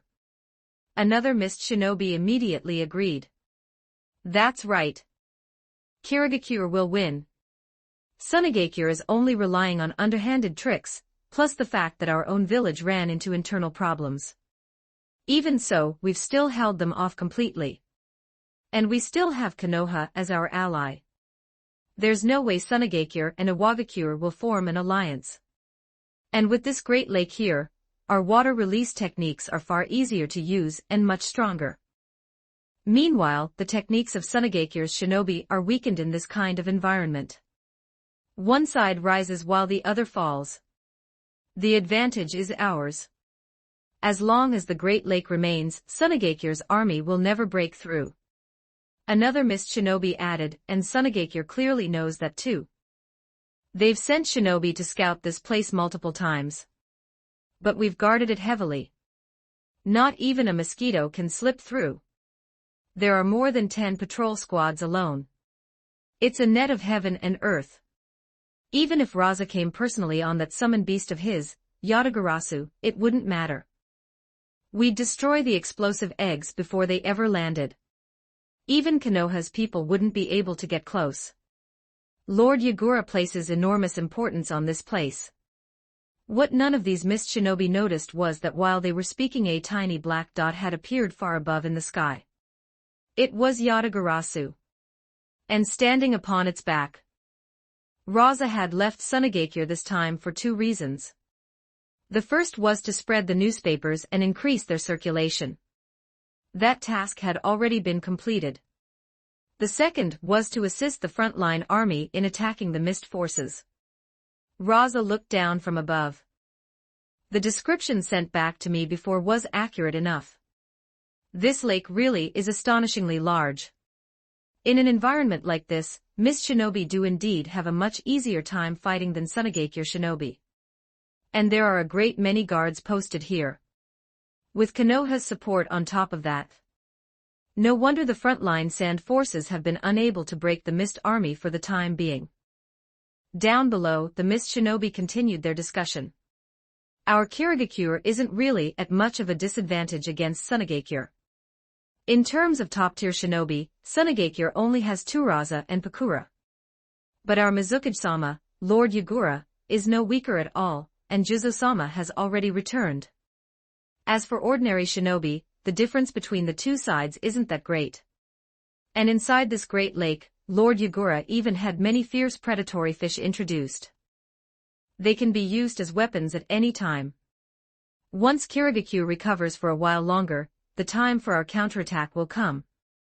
When that time comes, I'll charge in front and kill those damn sand shinobi, crush their army, and break through Sunegakure itself. We'll take back everything we lost.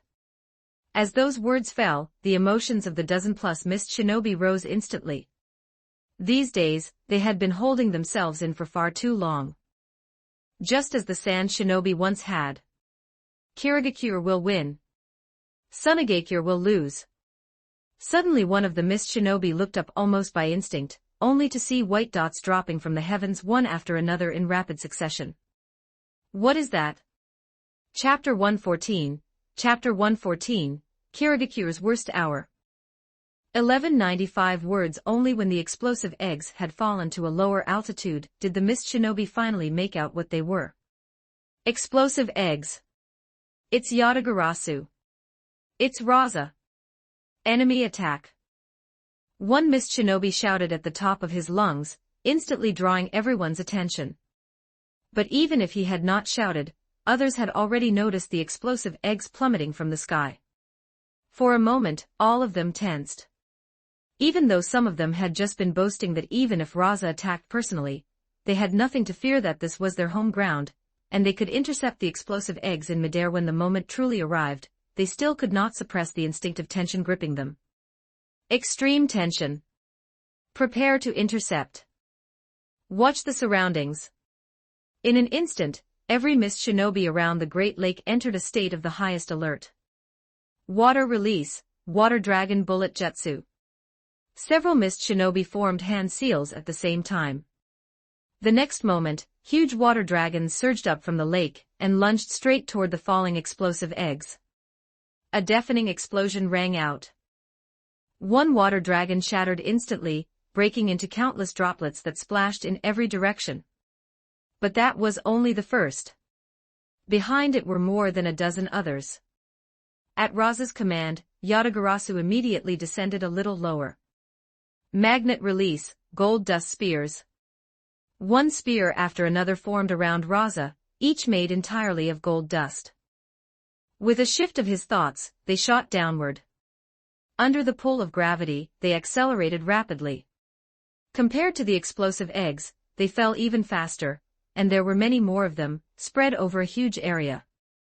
They provided excellent cover for the explosive eggs. Which meant that if the mist shinobi wanted to stop the eggs, they would have to pay a much greater price.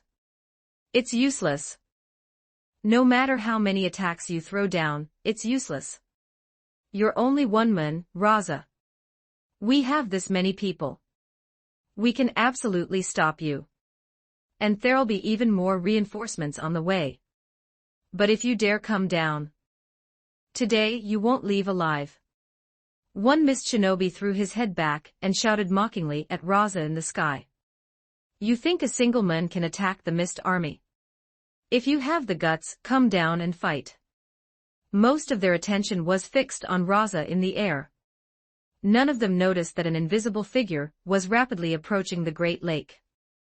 The chameleon slipped into the water. Following the current, it entered the Great Lake. Once inside, it immediately began sinking. It descended all the way to the bottom of the dam. Then, suddenly, a figure appeared. She took out large quantities of explosive tags and began plastering them across the base of the dam one by one, moving at astonishing speed. Soon, the bottom of the dam was covered densely with them. Only then did some of the mist shinobi notice the abnormality in the water below. Something's wrong. There's something in the lake. Rasa is using a feint. Sunagakure's target is the lake. One shinobi shouted the warning. At once, more than a dozen figures plunged into the water. There's someone at the bottom of the dam. It's Pakura. Kill her. The mist shinobi already hated Pakura beyond measure. Now, realizing they had been tricked and seeing Pakura tampering with the dam that protected their greatest advantage, their fury instantly erupted. Some shinobi formed seals. Others gave orders directly to the predatory fish in the water. The entire Great Lake descended into chaos in an instant. Every target, every intention, converged on Pakura. But Pakura showed no sign of panic. She remained calm all the way until she placed the final explosive tag in her hand. She triggered the tag at the very end of the chain. Immediately afterward, she drew Samahata from her back. No, not Samahadashi drew Hiramakari. A massive amount of chakra poured into it. Hiramakari release. An enormous sphere of chakra erupted into being. A tremendous explosion sounded beneath the water. Violent force spread outward in every direction. It was as if a tsunami had been born at the lake bed. The entire surface of the lake shook violently. Huge amounts of water rushed inward, then burst upward before crashing heavily back down again. A massive whirlpool formed in the center of the lake. And still, the mist shinobi hated Pakura too deeply. Even in that kind of situation, some of them continued charging after her and even caught up. Pakura, die. One after another, their eyes red with hatred, they bore down on her. And at that moment they suddenly saw Pakura vanish. Disappear out of thin air. Not only her body, but even her chakra presence disappeared.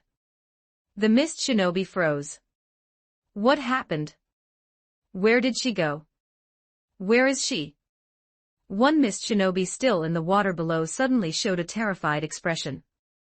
Because he noticed that Hiramakari's release effect had already ended but the explosions had not stopped. In fact, they were growing more violent. It's the explosive tags. There are huge numbers of explosive tags at the bottom of the dam. Sunagakir's goal is to blow up the dam. The shinobi beside him reacted at once. Then hurry and get rid of the other tags. The dam cannot be destroyed. The Great Lake cannot be destroyed. This is one of the Mist Army's most important advantages.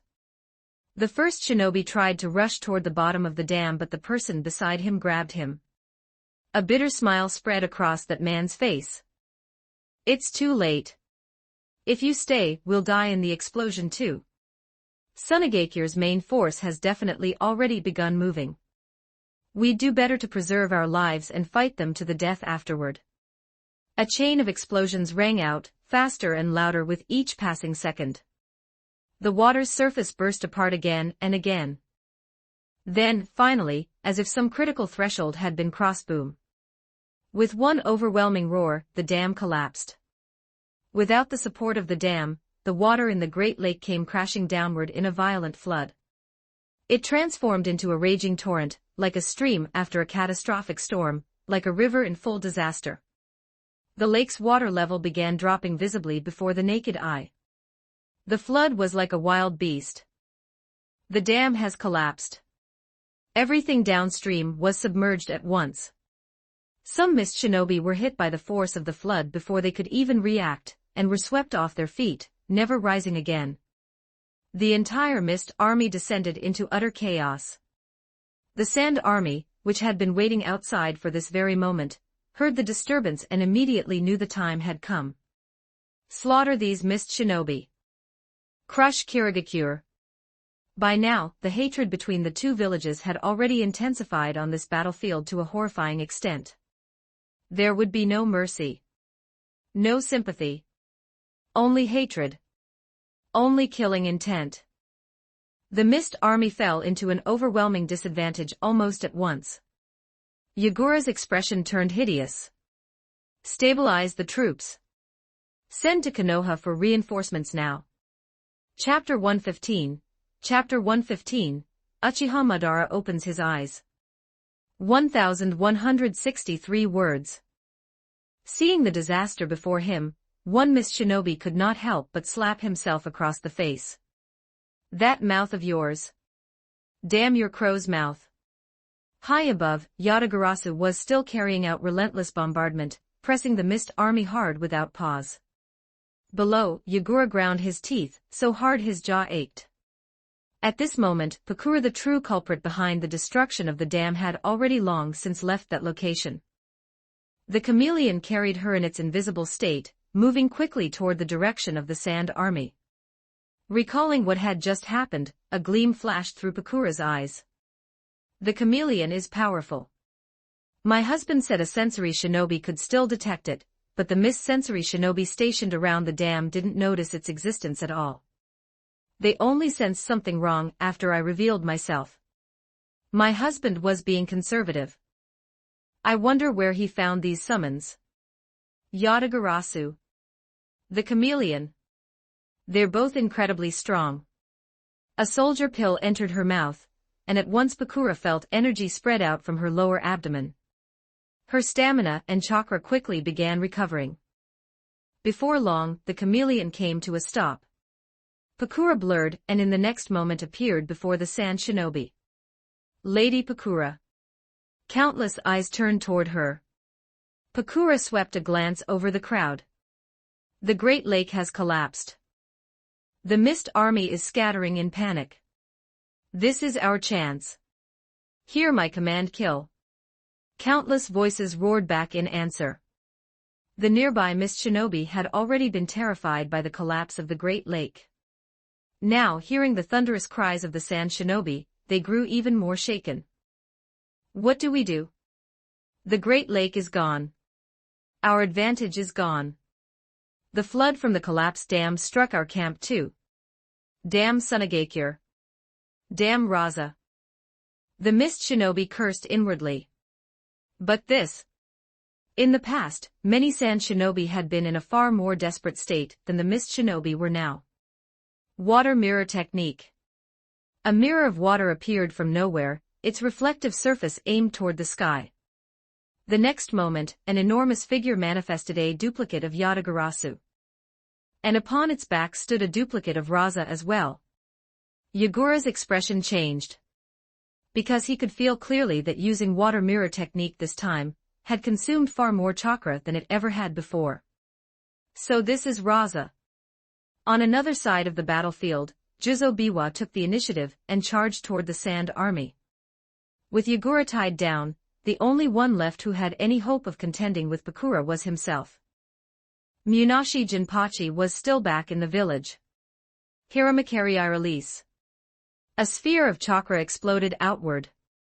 In an instant, over a dozen Mist Shinobi lost their lives, their bodies turning into desiccated husks. Juzo's face sank. Your opponent is me. With that shout, he strode forward. Pakura only cast him a calm glance. You are not my match. Even before obtaining Hiramakari, Pakura had never regarded Juzo as a real threat. And now, with Hiramakari in her hands, she regarded him even less. Juzo himself understood that perfectly well. But in front of him now, he had no choice. All he could do was fight with everything he had and pray Konoha's reinforcements would arrive quickly. The invisible chameleon moved quietly through the battlefield, silently hunting Mist Shinobi. Even though, under the control of Juzo and Yagura, the Mist Shinobi managed to steady themselves in the shortest possible time, the damage caused by the collapse of the Great Lake was still there. The impact of the Sand Army's charge was still there. The deterrent of Rasa in the sky was still there. Even with the water mirror duplicate, one problem remained.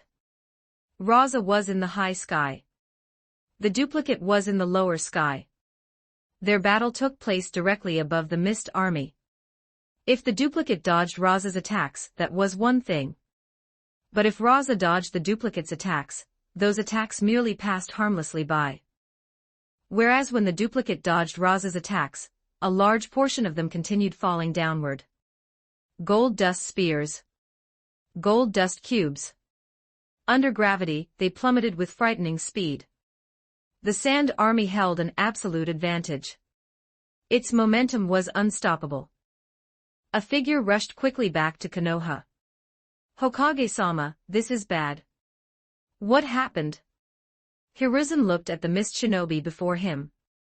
Hokage-sama, Rasa has arrived at the battlefield personally, and launched a sudden offensive together with the Sand Army against our Mist forces. Our losses are severe. I asked that Hokage-sama send Konoha Shinobi as reinforcements. Hiruzen's brows drew together. Rasa personally went to the front line.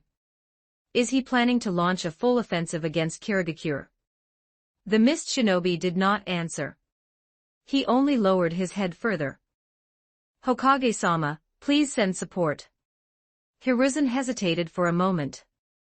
Don't worry. Kirigakure and Konoha are allies. Konoha will not stand by and do nothing while its ally is attacked. I'll issue the order now. Only then did delight appear on the mist shinobi's face. "Thank you, Hokage-sama." Soon, under Hiruzen's command, a Konoha force was dispatched toward the battlefield where the mist and sand armies were clashing. Hiruzen's brows remained tightly knit, his expression shifting uncertainly. "You really know how to create trouble for me." Under normal circumstances, Hiruzen would not have sent reinforcements so quickly. He would have first investigated the battlefield situation, and made a judgment only after understanding it clearly. But with Danzo's attempted assassination of Rasa hanging over everything, Hiruzen knew that peace talks between Konoha and Sunagakure would now be extremely difficult. If Kirigakure was defeated, then Sunagakure would inevitably turn its eyes toward Konoha. At that point, Konoha would be forced to face a pincer attack from both Sunagakure and Iwagakure. No, possibly even three sides. With Kumogakure's temperament, there was no way they would let such an opportunity pass. Therefore, Kirigakure could not be allowed to lose. At least not yet. "I truly was too lenient with you before." In addition to the Konoha army sent as support, Namikaze Minato was also forcibly pulled away from the battlefield against Iwagakure, and sent over once again, becoming Rasa's opponent. The situation here was more urgent. As for top-tier shinobi, Konoha had many but not enough to cover every front. Because of the unique nature of his techniques, Minato was often treated as though he were worth several men at once. Why would Rasa suddenly launch a full-scale attack on Kirigakure at a time like this?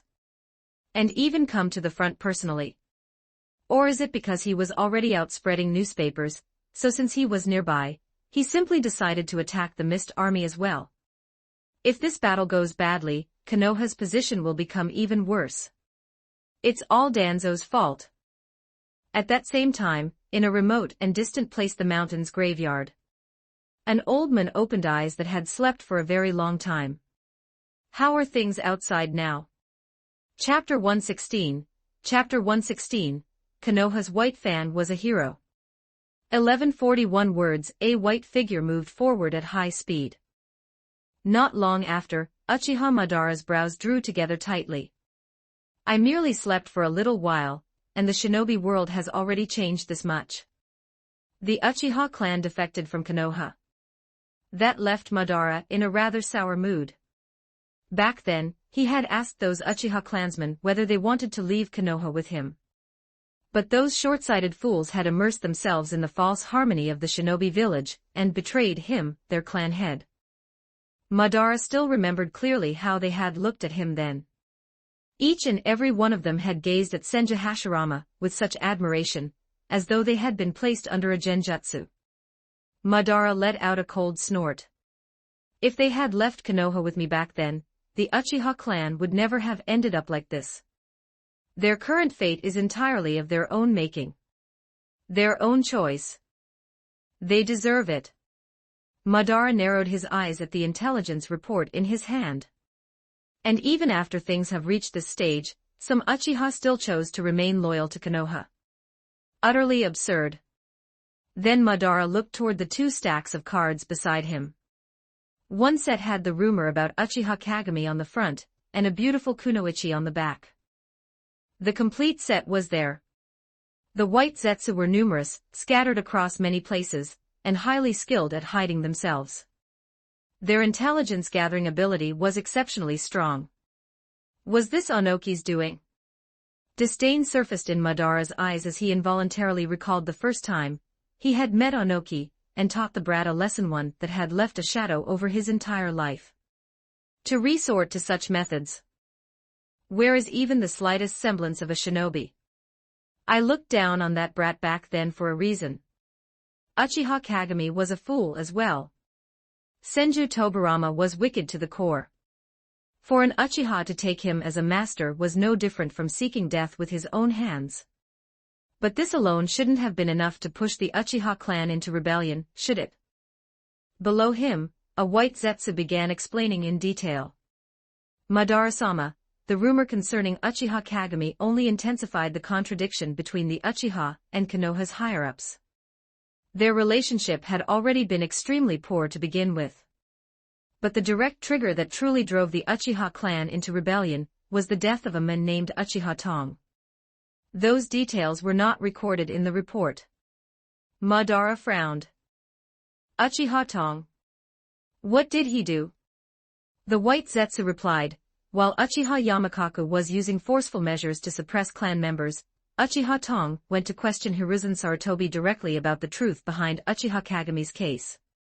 That very night, Uchiha Tong was found dead in his residence. Written on the floor were four bloody words: "Save the Uchiha." After that, the group led by Uchiha Yashiro flew into a rage and launched the rebellion. Madara fell silent for a moment before spitting out two words. Utter stupidity. Then he turned toward the second set of cards. Konoha sold out the Hyuga clan in exchange for an alliance with Kirigakure. Before Madara could ask further, the White Zetsu volunteered an explanation. That rumor did not have much effect on either Konoha or the Hyuga. Hyuga Yamaki kept the Hyuga clan under complete control. There was no one like Uchiha Tong among them. Nor was there anyone like Uchiha Yashiro to lead the resistors. Madara gave a cold snort. The Hyuga clan has always been like that. A clan that controls its own people with the caged bird seal. What backbone could they possibly have? What broadness of spirit? This ninja kill thing is mildly interesting, but only mildly. A true shinobi could never be such a childish existence. In the face of sufficiently powerful strength, all these flashy little tricks are utterly worthless. Sunagakure has surprised me a little. Madara picked up an intelligence file concerning Sunagakure. One man suppressing an entire clan. That Hongshan clan must not have been very strong. But even so, being able to do that is still fairly decent. What I did not expect was for so many shinobi clans to rebel one after another: the Uchiha, the Kagaya, the Hongshan. Perhaps that in itself proves the shinobi village system was never the correct path. Madara had little interest in the contents of the newspaper. Only the story of the Kuga ninja scrolls caught his attention for a few extra glances. After a while, he set everything down. But fortunately, the pawn I selected has not changed. And now that Minato Namikaze is supporting Kirigakure, this is a rather good opportunity. Madara had no favorable impression of Minato Namikaze either. The moment Minato was mentioned, Flying Thunder God would inevitably be mentioned as well. And whenever Flying Thunder God was mentioned, Madara could not help but think of Senju Togurama, the murderer who had killed his younger brother. Still, Madara had to admit that if Minato were nearby, his plans would certainly be affected. The White Zetsu began moving. At this time, the Iwagakure army was already itching to strike. The Sunagakure forces had launched a fierce offensive against Kirigakure. And with Konoha supporting Kirigakure, the strength of Konoha's forces against Iwagakure would inevitably weaken. That was very likely an opportunity. The only thing left to wait for was intelligence. And after the White Zetsu moved, the intelligence Iwagakure had been waiting for arrived. It came far too easily, almost as though it had been handed to them outright. Yet they were able to verify its authenticity. The commander of the Iwagakure army hesitated only briefly before making his decision. The entire army attacks. The whole Iwagakure force instantly surged with excitement. Crush Konoha. Even though the Konoha army had prepared in advance, under such a savage offensive from Iwagakure, they could do nothing but retreat, retreat, and retreat. They had never expected the IWA forces to arrive so quickly. Enemy attack. Everyone be careful. At that same moment, the battles on both fronts reached white-hot intensity. Ninjutsu, ninja tools. Ambushes, group attacks. Retreats, evasions. Countless sounds of slaughter filled the air. Figures dropped one after another. Konoha shinobi. Kirigakure shinobi. Iwagakure shinobi. Sunagakure shinobi. The thick smell of blood spread across the battlefield overhead. Then, two figures erupted into a fierce argument. Mission, mission, mission. Is that all you see, Kakashi? In the shinobi world, people who break the rules are called trash, sure, but those who abandon their comrades are worse than trash. Uchiha Obito glared at Kakashi with reddened eyes. If you won't go, then I'll go alone. No matter what, I'm going to save Rin. Konoha's White Fang was the real hero. Kakashi, you're nowhere near White Fang senpai. Obito hurled a furious punch straight at Kakashi. Chapter 117, Minato Namikaze, it's all my fault. 1012 words. Kakashi did not dodge. Obito's fist struck him squarely, knocking him back as a streak of blood spilled from the corner of his mouth. It fell onto his shinobi uniform. But Kakashi did not grow angry. He only stared fixedly at Obito. That sentence, Konoha's White Fang was a hero, echoed over and over in Kakashi's mind. All these years, he had been trapped by that matter. His father's death had pulled him into darkness. Though joining Minato's team had eased it somewhat, Kakashi had still never truly stepped out of that shadow. But now, Obito's acknowledgement of Hatake Tsukumo had shaken him. Kakashi's legs moved of their own accord. Noticing Kakashi following behind him, Obito's lips curved slightly upward. Once I rescue Rin this time, I'll be Rin's hero. She'll definitely fall for me then. We meet again, Minato Namikaze. Rasa looked down at Minato below. Won't you reconsider? Joining Tsunagakure would be a far better choice for you. You've offended that old bastard Shimura Danzo. Things won't go well for you in Konoha. The nearby Konoha shinobi were visibly startled. Their eyes shifted back and forth between Rasa and Minato.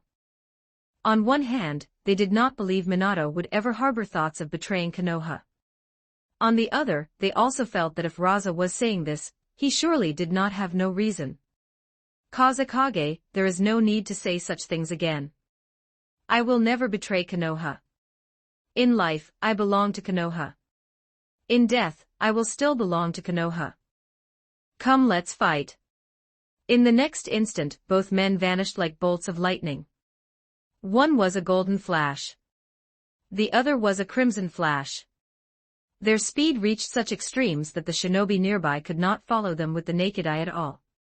Seeing that, Karatachi Yagura let out a small breath of relief. Fortunately, Konoha sent reinforcements. Otherwise, with the Great Lake collapsing, the Kirigakure army likely would not have been able to hold. Thankfully, Konoha has at least kept its word. Yagura looked toward Rasa, his gaze flickering. Rasa really is troublesome. Even more troublesome than Pakura. No wonder he was able to defeat her in the struggle for the Kazekage position. And back when Tsunagakure's condition was at its worst, he still never even considered surrender. He was hiding his strength all along. His strength is not inferior to Minato Namikaze in the slightest. Inwardly, Yagura compared the two. Minato had a large summon. So did Rasa. Minato had Flying Thunder God. Rasa also had an extremely powerful instantaneous movement technique. And Rasa had things Minato might not. Gold dust controlled through his magnet release bloodline limit. And Rasa could fly. But Yagura did not possess the full picture.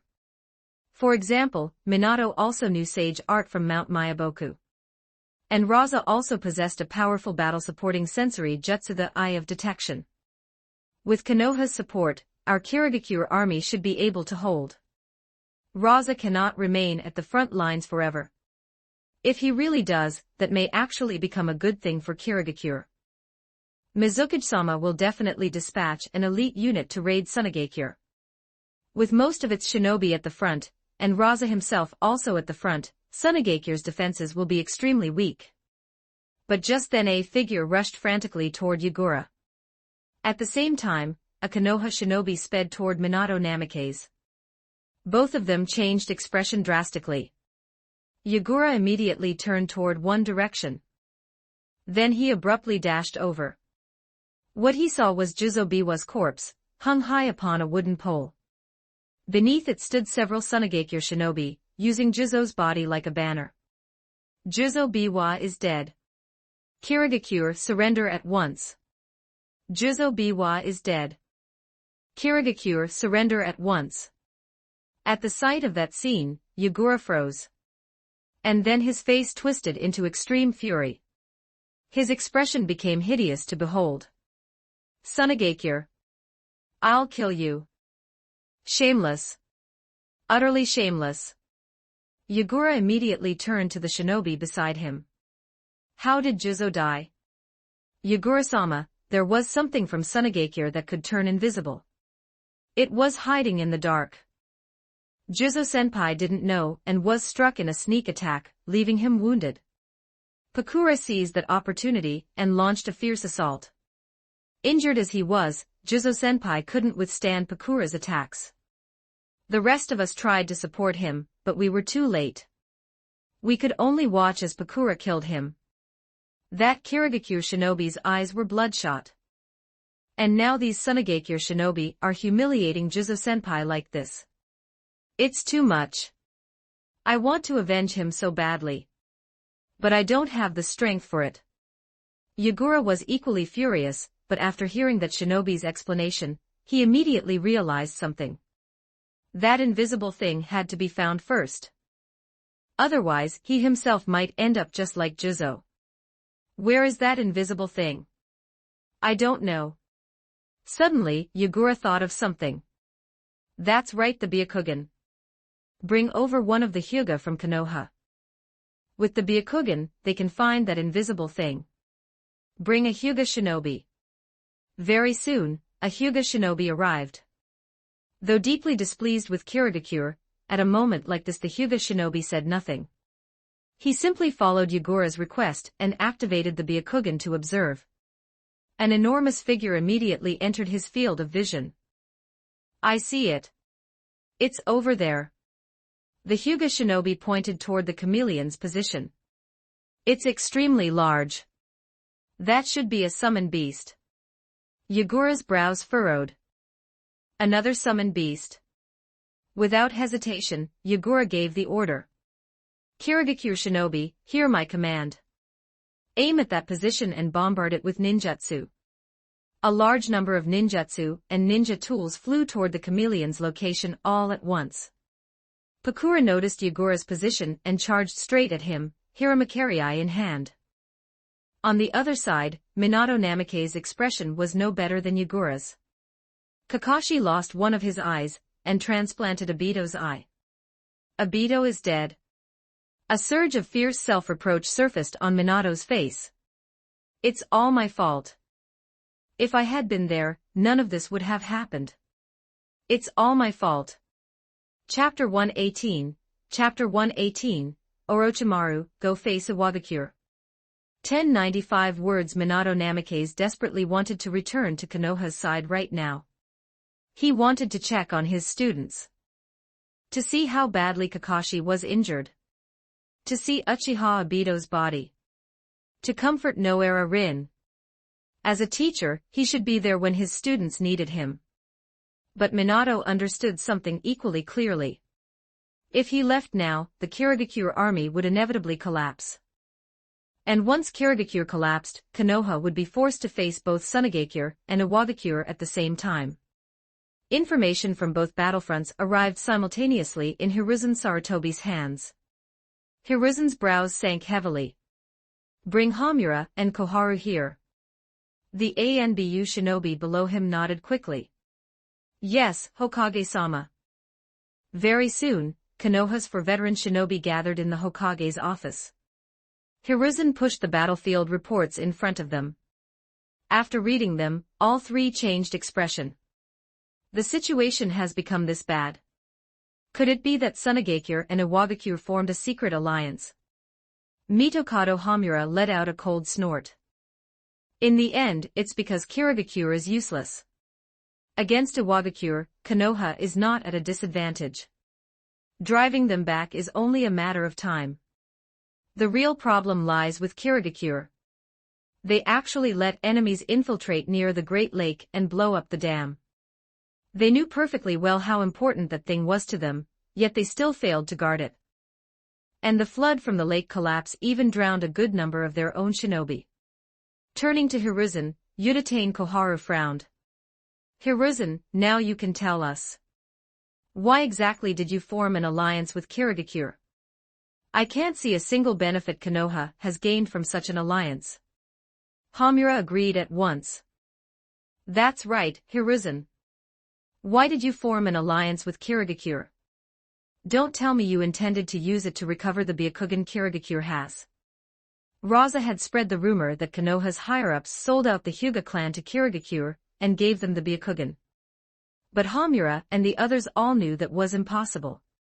The alliance had happened long after Kirigakure already possessed the Byakugan.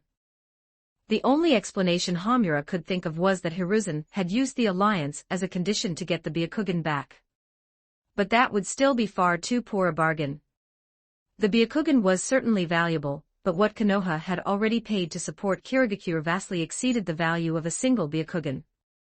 Hiruzen shook his head. It was not for the Byakugan. It was for a piece of information. What information? A set of research data regarding Jinchuriki. Hiruzen said, according to the contents of that material, if trained properly, a Jinchuriki's control over their tailed beast can approach perfection. At that point, the Jinchuriki will no longer be a risk to the village. No longer a threat. Instead, they can become the village's weapon. Its strength. You all know the power of the Nine Tails. If Kushina can perfectly master the Nine Tails' power, then whether we face Iwagakure, Sunagakure, or even both at once, Konoha will have nothing to fear. That material is currently in Kushina's hands. Koharu's eyes lit up. Hiruzen, has Kushina begun training? When will it be completed? An awkward expression appeared on Hiruzen's face. She has not started yet. Hasn't started. Hiruzen was silent for a moment. Because Kushina is pregnant. She will have to wait until after the child is born before training can begin. This news must remain secret. Matters concerning a Jinchuriki are not something we can afford to be careless with. Hiruzen's expression grew solemn. You are Konoha's elders. That is why I am willing to tell you this. Other than us, no one else can know. Not even the people you trust most. Do you understand? Hamura, Koharu, and Danzo's expressions also turned serious. The three exchanged glances. Hiruzen, rest easy. We absolutely will not tell anyone else. Only then did Hiruzen's expression soften, though his gaze lingered on Danzo a moment longer. Danzo looked slightly displeased. Hiruzen, I know you've had your doubts about me lately. But I am Konoha's man. I place Konoha above everything else. More than you, I care about Konoha. I would never do anything harmful to Konoha. On that point, you can rest completely assured. Hiruzen showed no embarrassment at having his thoughts exposed. After a pause, he said, Danzo, I know you act for Konoha's sake. But your previous operation against Sunagakure not only failed to bring Konoha any benefit, it also earned us Sunagakure's hatred. I need you to make up for that. Over on Kirigakure's side, Minato cannot leave. And as for Rasa, aside from Minato, no one else can restrain him effectively. So on Iwagakure's front, I need you to go. Danzo was momentarily stunned. Then he pointed at the shoulder where one of his arms was missing. Hiruzen, are you serious? Fighting for Konoha is my duty without question. But Hiruzen, in my current condition, I do not have that ability. Why not let Orochimaru go? He has contributed very little in this war so far. He has rested long enough. Ordinarily, Danzo would never miss a chance to earn merit. But under the current circumstances, he felt certain Hiruzen was trying to push him into a pit. Orochimaru. Hamura and Koharu also spoke up. That's right, Hiruzen. We still have Orochimaru. Let Orochimaru go to the front lines. He can definitely hold back Iwagakure's advance. He's still in his prime. This is precisely when he should be fighting. As for us old bones, let's forget it. Hiruzen nodded. Very well. Then let Orochimaru go. Hamura, go inform him for me. No problem, Hiruzen. Leave it to me. Watching the three depart, Hiruzen only withdrew his gaze after a long while. In truth, Hiruzen did not particularly want Orochimaru to go. With Orochimaru's qualifications, if he were to render great merit in this war, and his reputation soared, then his competitiveness for the Hokage's position would become extremely strong. But Hiruzen did not want Orochimaru to inherit the seat of Hokage. Long ago, Hiruzen had already begun to sense that something about Orochimaru had changed. He was no longer the genius disciple Hiruzen knew. He had become a stranger. Hiruzen did not believe Orochimaru was a suitable candidate for Hokage. If he inherited the position, he might very well lead Konoha down the wrong path and ruin the village. If only Jiraiya were in the village. Not long after, Hamura found Orochimaru and passed along Hiruzen's order. A look of surprise immediately appeared on Orochimaru's face. Chapter 119. Chapter 119. The third 30-11-37 words on this battlefield, the battle between Rasa and Minato Namikaze basically represented the highest level of shinobi strength. Whether it was the surrounding Kirigakure shinobi, Sunagakure shinobi, or even Konoha's shinobi, none of them had any chance of interfering. All they could do was watch from the side. Watch this visual feast. They're too strong. This has already gone beyond the realm of normal shinobi. They're not even the same type of existence as the rest of us. And even watching had to be done carefully. Because the aftershocks of their attacks or even a casual strike might injure the bystanders.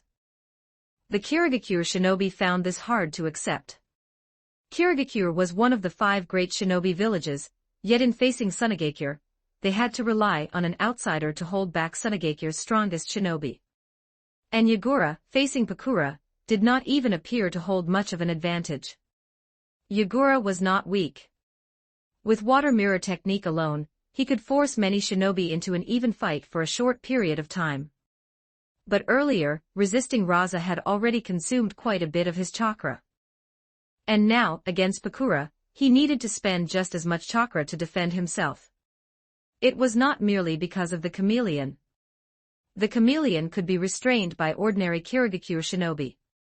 The bigger issue was Hiramakarei. Hiramakarei itself could store chakra, but when it came to the Hiramakarei replica created through Yagura's water mirror technique, the chakra needed for amplification could only be supplied by Yagura himself. Right at that moment the chameleon, having slipped away from the Kirigakure encirclement, returned while still hidden. It moved to a short distance behind Yagura. Then lowered its body. And fired. Its pink tongue, possessing terrifying elasticity, shot forward like a cannon shell. Yagura abruptly sensed danger. At the last possible moment, he dodged the chameleon's attack. The tree beside him was struck instead and snapped cleanly in two. But that gave Pakura an opening. Pakura was on the left. Her water mirror clone was on the right. Yagura stood in the middle. Which meant that even if the clone could use the same technique as Pakura to intercept her attack, the collision point would still be exactly where Yagura stood. He would take severe damage. Realizing that, Yagura quickly dispelled the water mirror technique and recalled the chakra. And just then Pakura's attack arrived. Hiramakarei release. A chakra sphere imbued with scorch release properties blasted straight toward Yagura. Yagura's expression hardened. Water release, still water mirror. The appearance was similar to water mirror technique. But the effect was completely different. Water mirror technique specialized in offense. Still water mirror specialized in defense. A tremendous explosion erupted, and the power of scorch released chakra spread outward from the point of detonation. The grass on the ground, as well as the insects hidden among it, were all dried black and brittle under the effect of that scorching chakra. And under Pakura's strike, Yagura was badly injured. Successively fighting 2 top-tier shinobi Rasa, and Pakura had already exceeded Yagura's limits. Yagura, who had not yet become the Three-Tails Jinchuriki, did indeed possess formidable ninjutsu. But in terms of chakra reserves, he was severely restricted. Without chakra, Everything else was meaningless. Yagura gritted his teeth. Fall back in Konoha's direction. With that single order, the entire Kirigakure army began to move. When you retreat, I pursue. When you halt, I kill. The battlefield slowly shifted toward Konoha's direction. A drawn-out tug of war. The Sunagakure army pressed forward step by step. Within Kirigakure's ranks, a thread of despair gradually began to spread. Are we really going to lose? We were the side with the advantage at the start. How did it turn into this? It's all those 7 ninja swordsmen's fault. Fuguki Suikazan defected. Jinin Akabino got himself killed. And then there was the Kagaya clan. Sunagakure only gained the upper hand because Kirigakure fell into internal chaos. Petty villains drunk on borrowed fortune. One Kirigakure shinobi glared at the opposing Sunagakure shinobi and cursed furiously. In contrast, the Sunagakure shinobi had become increasingly excited. At this moment they could already see the prelude of victory. Some of them shouted in exhilaration. Today is the day we win. Defeat Kirigakure. Capture Karatachi Yagura alive. Some Sunagakure shinobi were already fantasizing about what reparations they would demand after defeating Kirigakure. One proposed, we should use the same terms Kirigakure once demanded from us and make them pay double. No, 10 times over. That's right. Demand even greater financial compensation. Make them hand over Karatachi Yagura and Kushimaru Kuriere. High in the sky, supported by a mass of gold dust, Rasa looked down over the entire battlefield. Compared to the excitement of the Sunagakure shinobi, his own emotions were far calmer. Because Rasa knew that Sunagakure's victory was inevitable. And originally, he had thought that day would come the moment he killed Akabino and the other 3. Who would have expected Kirigakure to form an alliance with Konoha and forcibly extend its life? But this time, even Konoha was useless. Under Iwagakure's ferocious assault, Konoha itself was struggling just to survive. How many shinobi could it still spare to support Kirigakure? Konoha could never regard Kirigakure as more important than itself. From the expression on the Konoha shinobi who had come to find Minato, Rasa could already tell that Konoha's own situation was far from good. And it was not only Iwagakure. There was also Kumogakure, which had not yet joined the battle, and had been watching from the sidelines for quite some time. Kumogakure would never give up an opportunity to seize enormous profit. And beyond that, there were the Uchiha clan and the Kagaya clan. The Uchiha's hatred toward Konoha, and the Kagaya clan's hatred toward Kirigakure throughout the shinobi world, no one was unaware of them. The moment they saw an opening, they would undoubtedly throw themselves into revenge with everything they had. This time, it's settled. My plan was right. I used the chameleon to infiltrate the Great Lake and blow apart the dam, catching Kirigakure completely off guard. And from that, I seized the advantage, driving changes across the entire war in the shinobi world. And on top of that, the intensity of the war itself has also accelerated the speed at which my points are increasing. Rasa guessed that in the midst of this fierce battle, whether Sunagakure or Iwagakure, their shinobi had surely begun mocking and provoking Hyuga shinobi with the Hyuga rumor, fighting a psychological war. Rasa's gaze turned toward the system panel. At this rate, before today ends, I'll reach 3,000 points and can perform the third 30 pull. By dusk, Rasa looked at the panel again. It's reached it. His eyes lit up, and without hesitation, he made his choice. 30 pull. Chapter 120, Chapter 120, Uchiha, The Hour of Vengeance. 11-18 words. Kagaya Den looked thoroughly excited. Kirigakure is going to lose. Wonderful. They deserve it. That old dog, the third Mizukage, kept targeting our clan members, forced Fuguki Suikazan to defect, and oppressed the Kagaya at every turn. If not for him, Kirigakure's strength would never have sunk this low. He is the true reason Kirigakure has fallen into such a state, not Sunagakure. This is our chance. Kagaya Den went to find Uchiha Yashiro. Yashiro, have you heard how the situation on the battlefield has changed? Uchiha Yashiro nodded. I have already received word. Sunagakure launched a surprise assault on the Kirigakure army, dealing them heavy losses and driving them back step by step. Even with Konoha's support, they remain at a massive disadvantage. And the Iwagakure army is pressing Konoha hard. Right now, the alliance between Konoha and Kirigakure is hanging by a thread. Hatred rose in Yashiro's eyes. I was just about to lead the clan in delivering a fatal strike to Konoha. Kagaya Den quickly stopped him. Yashiro, under the current circumstances, I don't think attacking Konoha is the best choice. The alliance between Konoha and Kirigakure is indeed unstable, but both the Kirigakure army and the Konoha army are near Konoha right now. If we attack Konoha at this moment, it will still be difficult. Kagaya Den said, we have too few people. Under these circumstances, I think attacking Kirigakure is the better option.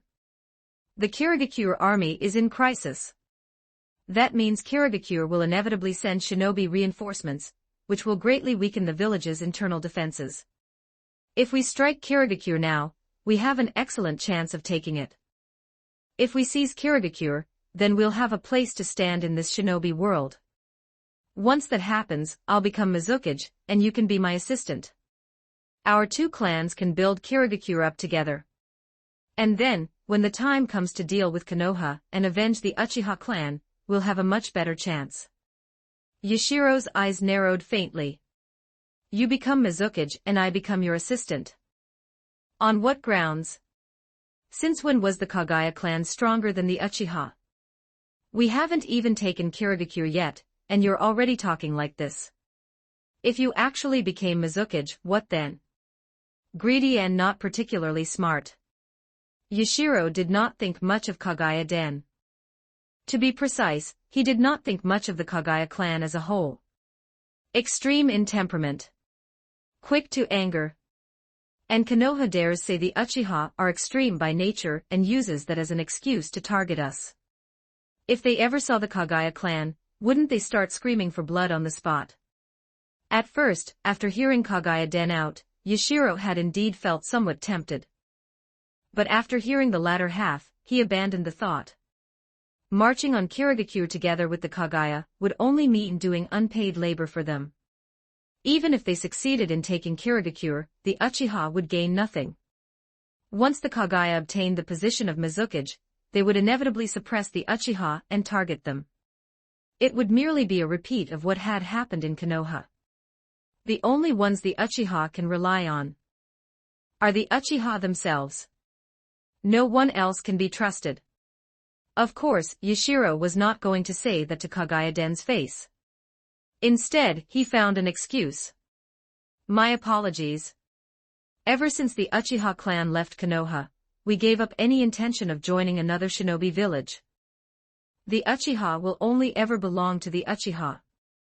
And compared to attacking Kirigakure, we would rather strike Konoha in retaliation. Konoha has wronged the Uchiha too deeply. This grudge must be repaid. And now is the best chance. If we miss it, another may never come. Kagaya Den revealed a disappointed look. Very well. Since that's your decision, then we'll split up here. Your Uchiha will head for Konoha and exact your revenge, while my Kagaya will head for Kirigakure and attempt to seize the village. If my Kagaya clan succeeds in taking Kirigakure, and your Uchiha later find yourselves without a place to go, then the gates of Kirigakure will absolutely be open to you. Yashiro clasped his fists. Then I thank you in advance. Very soon, the Uchiha clan and the Kagaya clan began to move. One headed east. The other west. Yashiro gazed toward Konoha in the distance. By now, scattered Konoha shinobi had already begun entering his field of vision. Remember our purpose. We are here to kill. If you see a Konoha shinobi, kill them. We are not here to fight Konoha head-on. We are here for vengeance. The others exchanged glances and answered in unison. Yes, Yashiro-sama. One Konoha shinobi had only just withdrawn from the front. His chakra was exhausted, and his injuries were not light either. Only after drawing near to Konoha did he finally let out a breath, feeling safe at last. Kirigakure is so useless. They're good for nothing. They only know how to drag Konoha down. If only we had never formed an alliance with them. Suddenly the Konoha shinobi sensed danger and instinctively turned back, only to see a pair of eyes. Scarlet eyes. Tomo rotating slowly within them. The Konoha shinobi's pupils contracted sharply. But it was already too late. The Uchiha's genjutsu descended, and he fell into an illusion. The Uchiha shinobi stepped forward. A kunai drove viciously into the Konoha shinobi's throat. The intense pain jolted him out of the illusion, but it was already meaningless. The blood pouring madly from his neck was proof enough of his fading life. The Konoha shinobi crashed to the ground and became a corpse. The Uchiha shinobi revealed a smile. Refreshing. So this is what revenge feels like. Kagami-senpai, Uchiha Tong, I've avenged you. I've avenged every Uchiha who ever suffered Konoha's unfair treatment. All Konoha shinobi deserve to die. I'll kill every last one of you. One Konoha shinobi after another, withdrawing from the front lines, fell in succession. Against ordinary shinobi like these, the Uchiha's killing efficiency was terrifyingly high. A single genjutsu to immobilize them, followed by either a kunai or a short blade, one strike was enough to take a life. Especially now, when Konoha's entire focus was fixed on the Iwagakure front and the Sunagakure front. For the moment, no one had noticed the situation unfolding behind the front lines. That let the Uchiha massacre to their heart's content.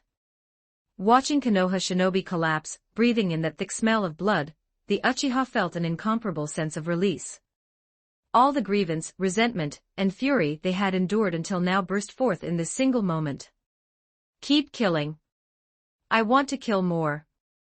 Chapter 121, Chapter 121, and A1273 words, the nerve of them. Hiruzen Sarutobi slammed his palm onto the desk and shot to his feet. These Uchiha, they've got some nerve. They actually dared to attack Konoha's shinobi at a time like this. Across from him, Danzo let out a cold snort. Hiruzen, I told you already. Those Uchiha are evil by nature. We should never have given them any room to breathe. If we had wiped them out sooner, would we be dealing with this now? Hamura Mitokado glanced at Danzo and corrected him calmly. Danzo, the Uchiha are evil by nature, was something Teacher Tobarama said.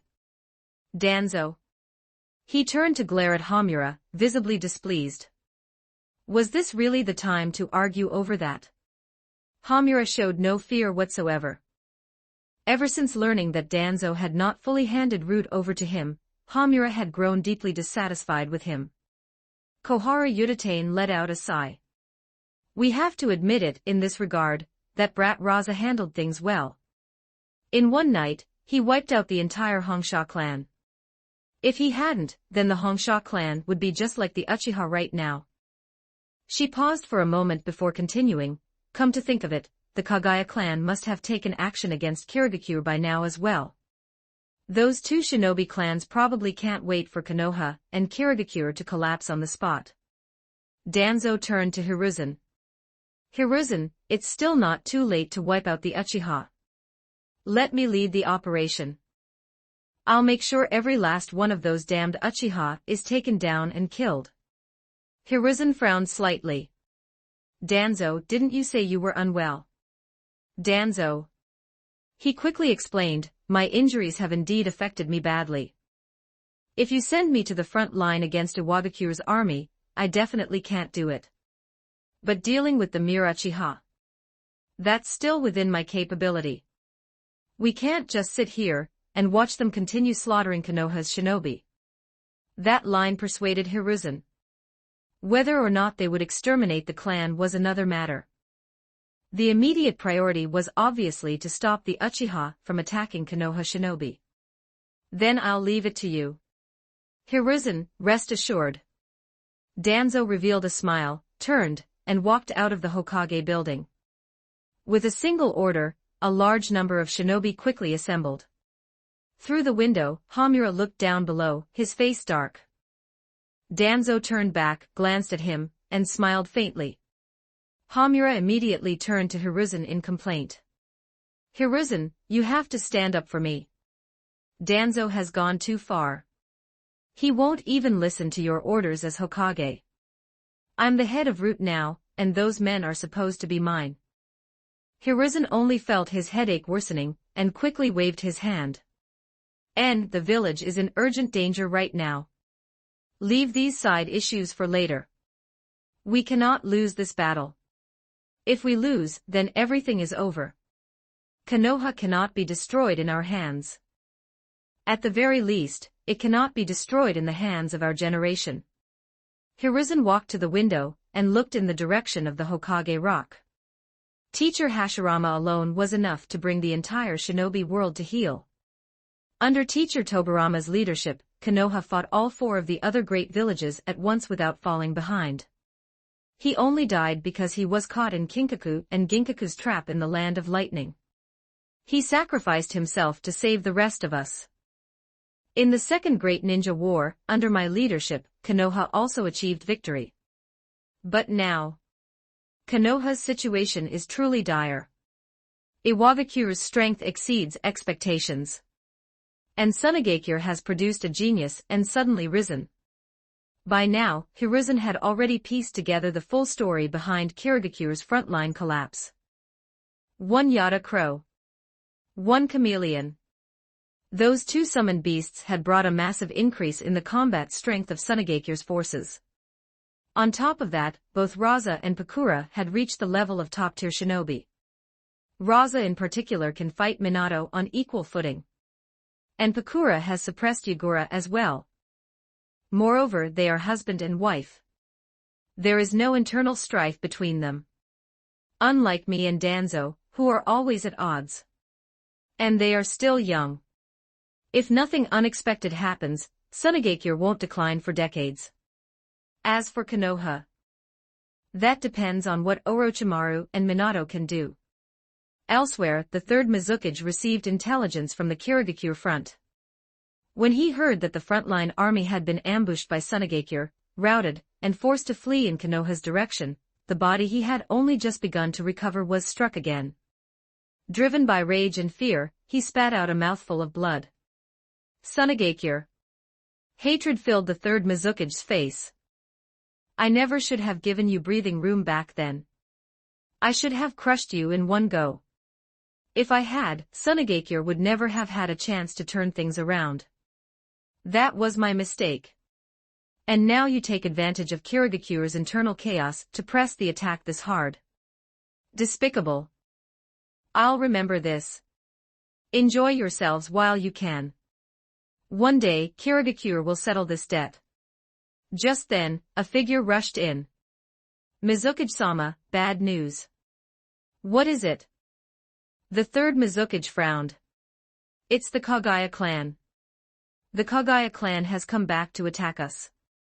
The 3rd Mizukage's eyes widened abruptly. Those damned Kagaya bastards actually dare come back. He would never forget Kagaya-kyo. That man had claimed, over and over, that he could no longer tolerate the Kagaya clan's conduct and had come to report them. But in reality, he had wrapped himself in explosive tags from head to toe and charged in to blow himself up. Mad to the core. If the 3rd Mizukage had not mastered the hydrification technique, he might have been blown to pieces on the spot. The explosive tags had not taken his life, but they had still injured him. And because of that, when he later faced the siege of the other Kagaya shinobi, he had fallen into a disadvantageous position. After an entire night of bloody battle, the Kagaya clan had fled Kirigakure, but he himself had been gravely wounded. Because of the Kagaya clan, Kirigakure's situation had worsened tremendously. The 3rd Mizukage hated the Kagaya clan even more than he hated Tsunagakure. His eyes bloodshot, he roared, "Pass down my order. Kill them. Kill them all. Don't let a single one escape." But he also knew exactly why the Kagaya clan had chosen this moment to return. They had seen that Kirigakure's defenses were weak. The front-line situation had deteriorated, forcing Kirigakure to pull shinobi from within the village to reinforce it. How did things end up like this? I haven't neglected my duties as Mizukage in the slightest. If things had gone according to my plan, Kirigakure's strength would have entered the top 2 among the great villages. It's as if fate itself refuses to stand with me, and instead keeps siding with that brat Rasa. The third Mizukage gritted his teeth in jealous hatred. Rasa, however, would have strongly disagreed. He did not believe he had relied on luck at all. Everything he had achieved came from his own effort. An invisible roulette wheel began to spin. Congratulations, host. You have obtained an F-rank item, 1 tael of gold. Congratulations, host. You have obtained a B-rank item, Ninjutsu Scroll, Wind Release, Vacuum Great Sphere Technique. Congratulations, host. You have obtained a B-rank item, 1-day Mind Listening card. Congratulations, host. You have triggered the pity reward and obtained an A-rank item, Sun Disk Blueprint. Chapter 122, Chapter 122, Uchiha Obito's Fury. 1153 words, Sun Disk capable of efficiently gathering solar energy across a wide range and converting it into stored internal power. With a thought, Rasa took out the blueprint. Compared to the single line of information that had flooded his mind, the contents of the blueprint were far more detailed. The Sun Disk. It looks like the one from Shirima but not quite. The appearance is similar. It's divided into 3 modules. One is the absorption module. Its solar energy absorption efficiency is incredibly high. One is the storage module. It can store enormous amounts of energy. And the third is an automatic defense module. Once anything not recognized as friendly enters its range, the module will automatically launch a powerful strike against the intruder, powered by the storage module. As for identifying allies, their aura has to be entered into the automatic defense module. A smile appeared on Rasa's face. This is good. Very good. What did Sunagakure lack? Sunagakure lacked everything. And what did it have the most of? And scorching sunlight. The sun disk could absorb solar energy and convert it into stored power. In other words, it could turn something that was useless or even harmful to Sunagakure into a usable resource. And those reserves of energy could be used for a great many things. For example, charging special ninja tools. Or obtaining water. What Sunagakure lacked most was water. If these energies could be used to produce water, then Sunagakure's environment could be improved tremendously. With water, the land could become fertile. Once the land became fertile, crops could be planted, livestock could be raised. And once the people of Sunagakure began to live better lives, the probability of talented shinobi appearing would increase. Sunagakure's overall strength would rise with it. Of course, by talented shinobi, he did not mean people like Naruto, Sasuke, or Uchiha Itachi. Those were too dependent on bloodline. He meant shinobi like Yashimaru and Baki. If Sand Soldier's manifestation and quicksand shift had qualitatively changed Rasa's personal strength, then this blueprint for the Sun Disk had the potential to bring about a qualitative transformation for all of Sunagakure. But then, Rasa frowned. According to the notes on the blueprint, constructing the Sun Disk would require an enormous amount of resources. Some of the rare metals involved did not even exist in Sunagakure. With Sunagakure's current situation, even if we pour every last resource into it, we could probably only build one. And with the war still ongoing, we don't have the conditions to start constructing it anyway. Rasa turned his attention to the other rewards. Wind Release, Vacuum Great Sphere Technique. Once I learn this, I'll have fully mastered Danzo's Wind Release arsenal. And as for the one-day Mind Listening card, he had already used one before. After activating it, he had almost toured all of Sunagakure and identified a great many sleeper agents and spies. That was the main reason why both Shirosha Kuchi's and Danzo's actions had ended in such disastrous failure. The one-day Mind Listening card is extremely valuable. I've already cleaned out the inside of Sunagakure once. But once the Suna army regroups, if I use it on the front lines, I'll be able to identify all the hidden traitors and spies among our ranks. That would be a tremendous help to the village. But before the Suna army had fully gathered an intelligence, shinobi quickly ran toward him. Kazekage-sama. What is it? There's unusual movement on Konoha's side. What kind of movement? We don't know. Rasa's thoughts stirred. Yata crow. The Yata crow flew down. With a light leap, Rasa landed on its back. Then the giant crow beat its wings and rose high into the sky, heading toward Konoha's position. Ayahawa. A howl of utter agony rang out so miserable it tore at the heart. A masked figure stood there. Two bodies lay on the ground. One still alive. Around them stood a number of Kirigakure shinobi, laughing and grinning, as though they had accomplished something great. That only made Uchiha Obito, who had just witnessed Noara Rin's death, even more furious. Obito could not accept it. He had already died once, in a sense. Crushed beneath the boulder. Surrounded by IWA shinobi. With the Konoha team already gone. At the time, what had comforted him was that at least Kakashi and Rin were still alive. He had saved Rin. He had even given one of his eyes to Kakashi. Kakashi would live on carrying his share as well.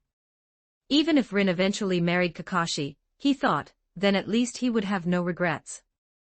But then he had survived. He had been saved. And after recovering enough to move on his own, the very first thing he wanted to do was return to Konoha. He wanted to see Kakashi. He wanted to see Rin. He wanted to stand beside them again and fight for Konoha. He wanted to see the joy on their faces when they realized he was still alive. He wanted to defeat Iwagakure and become a hero of Konoha. He wanted to become Hokage in the future. To marry Rin. To stay friends with Kakashi for the rest of his life. But Obito had never imagined that the very first thing he would see upon returning would be this. The moment Rin and Kakashi entered his line of sight, he had been overwhelmed with joy. But before he could even call out their names, he saw Rin lunge toward Kakashi. And in Kakashi's hand was a kunai. Rin drove her own body into that blade. It pierced a vital point. Her chin dropped weakly onto Kakashi's shoulder as she forced out a tragic, miserable smile.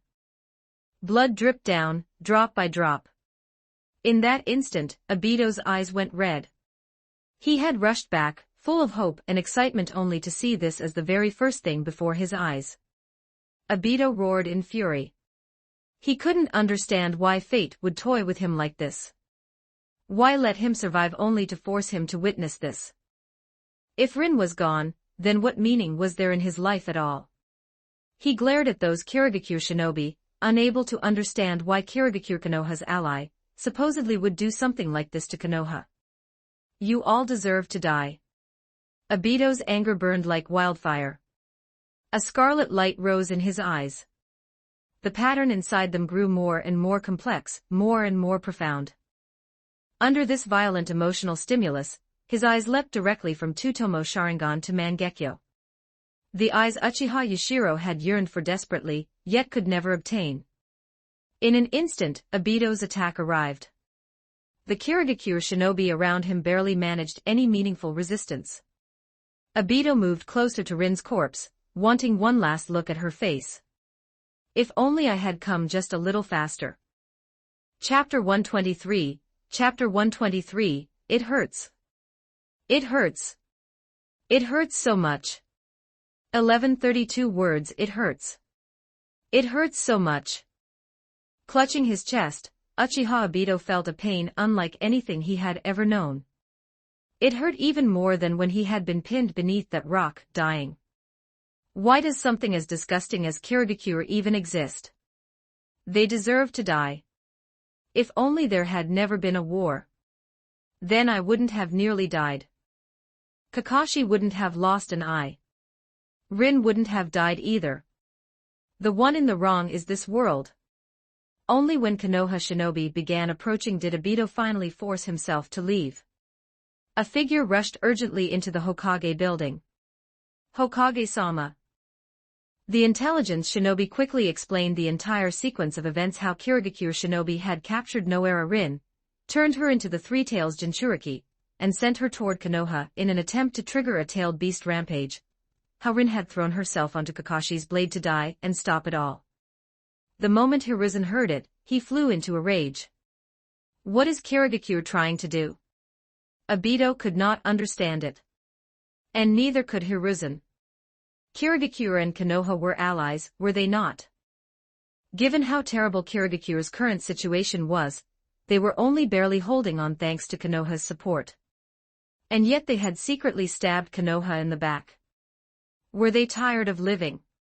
Moreover, Hiruzen knew very well that Yagura had methods of becoming close to a perfect Jinchuriki. If Kirigakure had truly captured the Three Tails, then the best option for them should have been to make Yagura its Jinchuriki himself. That would have been the ideal outcome for Kirigakure. So why had they chosen to target Konoha like this? Something is wrong. This cannot be that simple. Kirigakure has no reason to do this. There is no benefit in it for them. Hiruzen narrowed his eyes. So this may have been orchestrated by Iwagakure or Sunagakure. To drive a wedge between Kirigakure and Konoha. That's the most likely explanation. Given Inoki's style, it wouldn't be surprising if he pulled something like this. And Rasa has learned a few shameless tricks from Inoki as well. Hiruzen gradually calmed down. The real question now is, what should I do? What course of action is best for Konoha? At that moment, another shinobi hurried in. Hokage-sama, good news. This intelligence shinobi wore an openly excited expression. Hokage-sama, we won. Under Orochimaru-sama's command, we defeated the Iwagakure army. Using Manda, he destroyed Kanobi Bridge and killed Sumashi. The IWA army suffered several thousand casualties. They've already retreated. Joy appeared on Hiruzen's face. But almost immediately, another thought rose in his mind.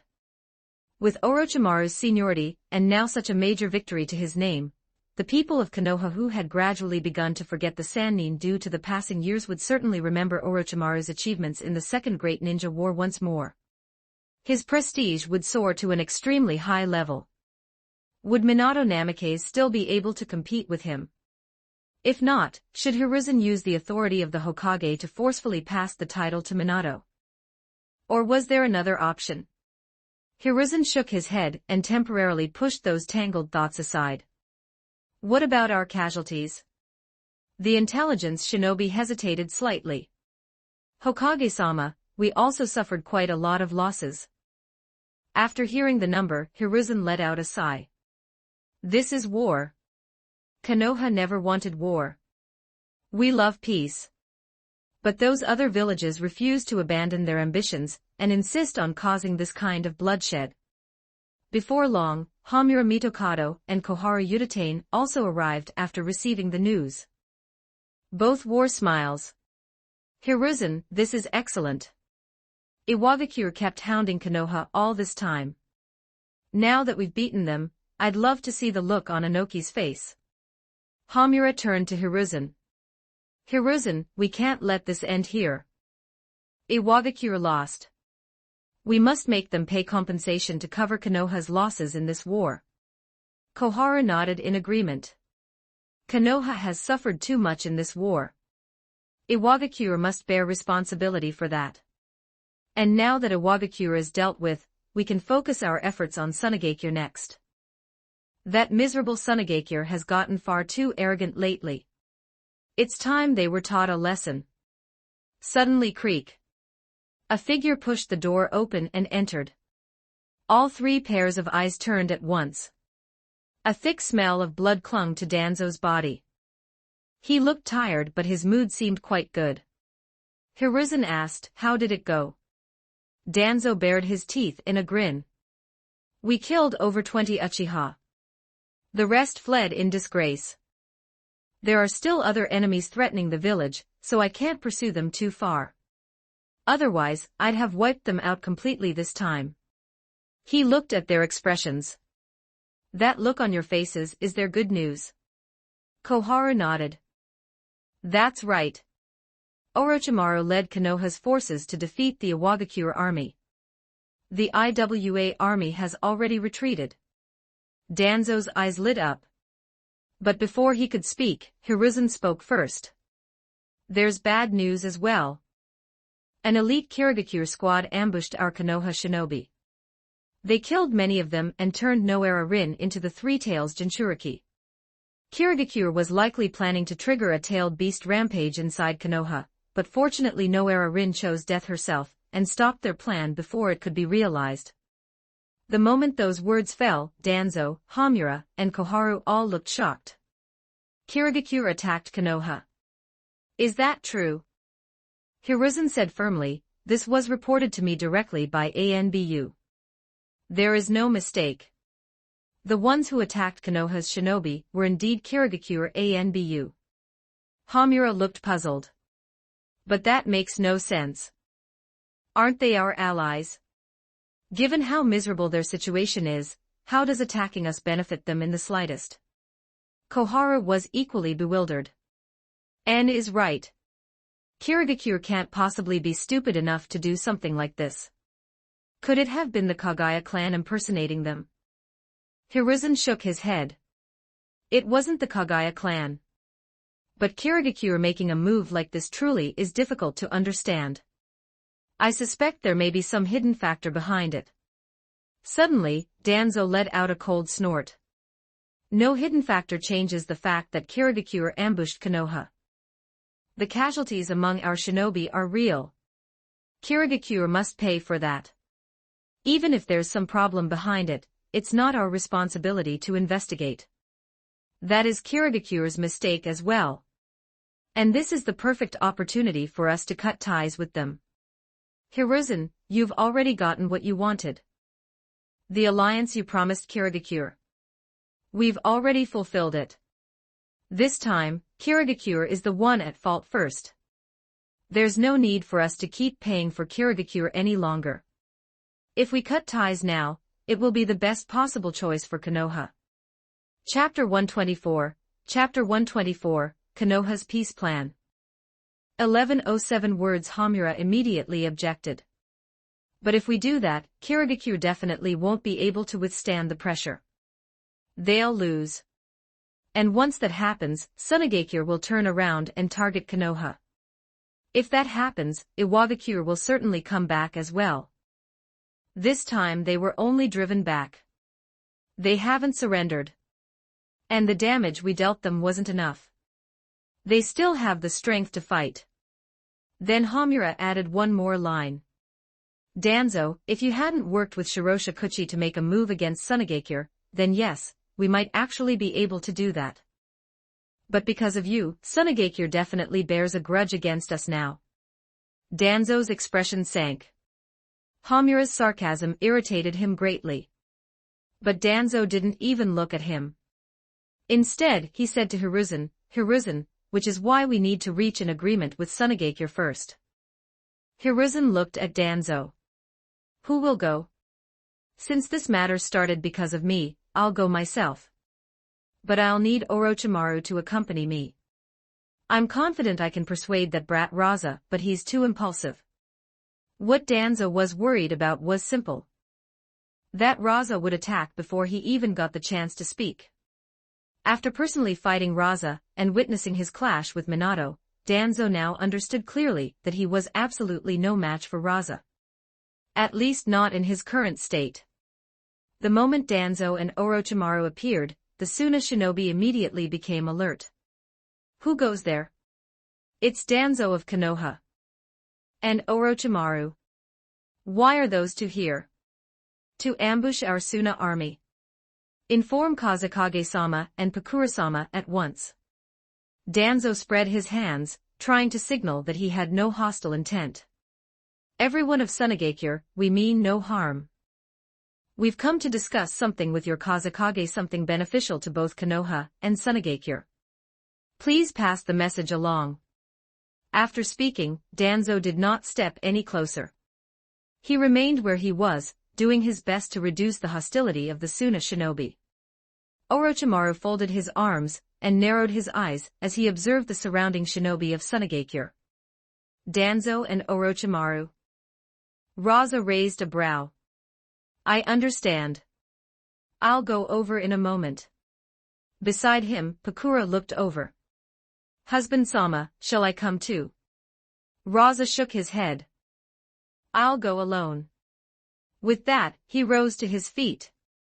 Sen soldier manifestation. A Sen soldier with Chunin-level strength appeared inside the tent. Shield in one hand, spear in the other, it crouched quietly in the corner like a Sen sculpture. Pakura examined it carefully. So this is that technique of husband-sama's. The Sen soldiers he creates can be strong or weak. They can serve as elite combatants or become a sea of bodies. And husband-sama can use them for instantaneous movement as well. It's no worse than Minato Namake's Flying Thunder God technique. To develop such a powerful technique from magnet release, Husband-sama is a genius. He has already surpassed the third Kazekage of old. Danzo and Orochimaru waited for quite some time. Finally, in the distance, they saw Rasa approaching. Orochimaru studied him carefully. He had not met Rasa many times before, and in the past had heard very little about him. But recently, information about Rasa had exploded across the shinobi world. The extermination of the Hongsha clan. The killing of 4 of the 7 ninja swordsmen. Turning Sunagakure's situation around. Breaking Danzo's and Shirosha Kuchi's scheme. Matching Minato Namake's blow for blow. So Sunagakure really did produce such a remarkable talent. Orochimaru narrowed his eyes, as though trying to peer into the secrets hidden within Rasa. Danzo's mood was complicated. On one hand, he hated Rasa bitterly. The grudge of losing an arm was not something one forgot. But on the other hand, Danzo desperately wanted Konoha and Sunagakure to reach a peace agreement. That was the best possible choice for Konoha. If Konoha reconciled with Sunagakure, it could cast off Kirigakure, that burden, and with Iwagakure already defeated, Konoha could withdraw from this war entirely. And once Konoha was no longer at war, the other villages would have to think long and hard before making another move against it. This grudge there will be time to settle it later. For now, I'll endure. Everything is for Konoha. I am Konoha's darkness. The roots beneath the great tree. For the sake of the village, I can even abandon my reputation and bear every curse thrown my way. This is nothing. This is my magnanimity. Hiruzen could never do the same. He clearly wants the same thing I do, yet when it comes to cutting ties with Kirigakure, he insists on making me be the one to say it first. As if that makes him the righteous one. Danzo let out a cold snort in his heart. As Rasa approached, Danzo forced a smile onto his face. You old bastard, what do you want with me? Don't tell me you're plotting something again. The moment he opened his mouth, Rasa came out swinging. He had absolutely no goodwill toward Danzo. What Danzo did inside Konoha, Rasa couldn't care less about. But Danzo's previous operation against Sunagakure was different. If Rasa had not just happened to obtain the one-day mind-listening card, then even if Danzo's plan had ultimately failed, it still would have caused heavy casualties to Sunagakure. Especially since that shameless old dog had aimed at Karura and the others. That made Rasa despise him to the extreme. Danzo's expression stiffened. His displeasure had already climbed to the limit, but he still forced himself to endure. For the village. Everything for the village. Kazekage, we came this time to discuss something beneficial to both Sunagakure and Konoha. Danzo paused, then continued, Konoha can sign a peace agreement with Sunagakure. We won't interfere with each other. That way, Sunagakure can focus all its strength on dealing with Kirigakure. You want to sell out Kirigakure. We only mean that Konoha will no longer interfere in the war between Sunagakure and Kirigakure. Fundamentally, there was never much reason for Konoha and Sunagakure to fight in the first place. A flicker passed through Rasa's eyes. And how do I know you're not lying to me? To show our sincerity, Kazekage, you may send your own people to monitor our army internally. The moment we make any unusual move, you'll know immediately.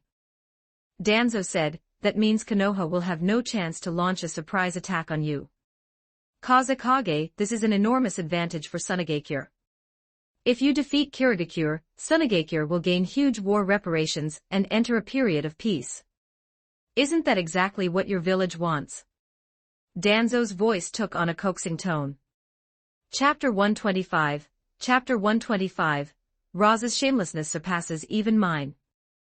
1167 words. Rasa quickly weighed the situation in his mind. If he had not obtained the blueprint for the sun disk, then he might not have been all that interested in Danzo's proposed peace agreement. But after obtaining it, his thoughts had changed. The sun disk was extremely important to Sunagakure. And there were two prerequisites for constructing it. The first was enough resources. The second was peace. Could it still be built during wartime? Technically, yes. But there would be many risks. War itself consumed enormous resources. If a massive amount of materials were diverted into building the sun disk, then the front lines would begin to run short, pushing all of Sunagakure into dangerous overextension. And secondly, the enemy could simply attack the sun disk during construction. A structure could not move. It would become a living target. Once attacked, Sunagakure would suffer immense losses. So when Danzo proposed a peace agreement, Rasa was indeed tempted. Without Konoha interfering, Sunagakure would be able to defeat Kirigakure quickly. And compared to the returns gained from dragging the war on longer, the benefits the sun disk could bring to Sunagakure would be far greater.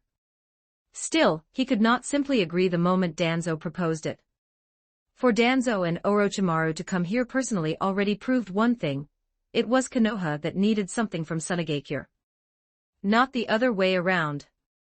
Danzo, before we discuss any of that, there's something I want to settle with you first. Rasa cut him off. The moment he heard that, Danzo's heart skipped.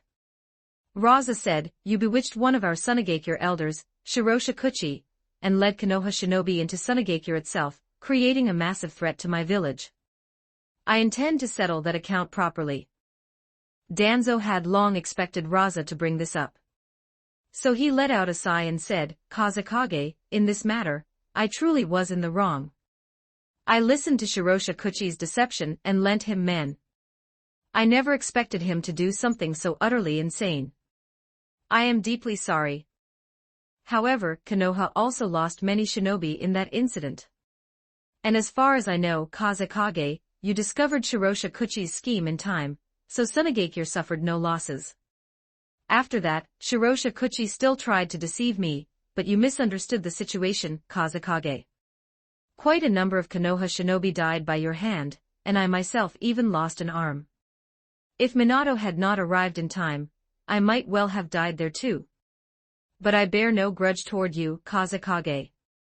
After all, I truly was misled by Shirosha Kuchi. So why don't we let this matter end here, and each side take a step back? Danzo shoved all the responsibility onto Shirosha Kuchi, washing himself clean and spotless. Rasa inwardly clicked his tongue in admiration. As expected of one of Konoha's old monsters, he could spew blatant lies without changing expression in the slightest. But Rasa had no intention of wasting time arguing over who had deceived whom. Shirosha Kuchi was dead. Dead men told no tales. Arguing over that point would only play directly into Danzo's hands. What Rasa wanted was simple: Danzo, you may not know this, but those Konoha shinobi of yours caused utter slaughter inside Sunagakure. Konoha lost a few dozen shinobi, yes, but they were asking for it. As for Sunagakure, we lost several hundred shinobi in that incident. Danzo's eyes widened. My shamelessness is already considerable, but Rasa, your shamelessness is actually above mine. Several hundred Suna shinobi died. Did they die in your dreams? Where are the bodies? Show me one. Even Orochimaru beside him could not help letting his expression stiffen slightly. Our losses in Sunagakure were far too great, Rasa continued.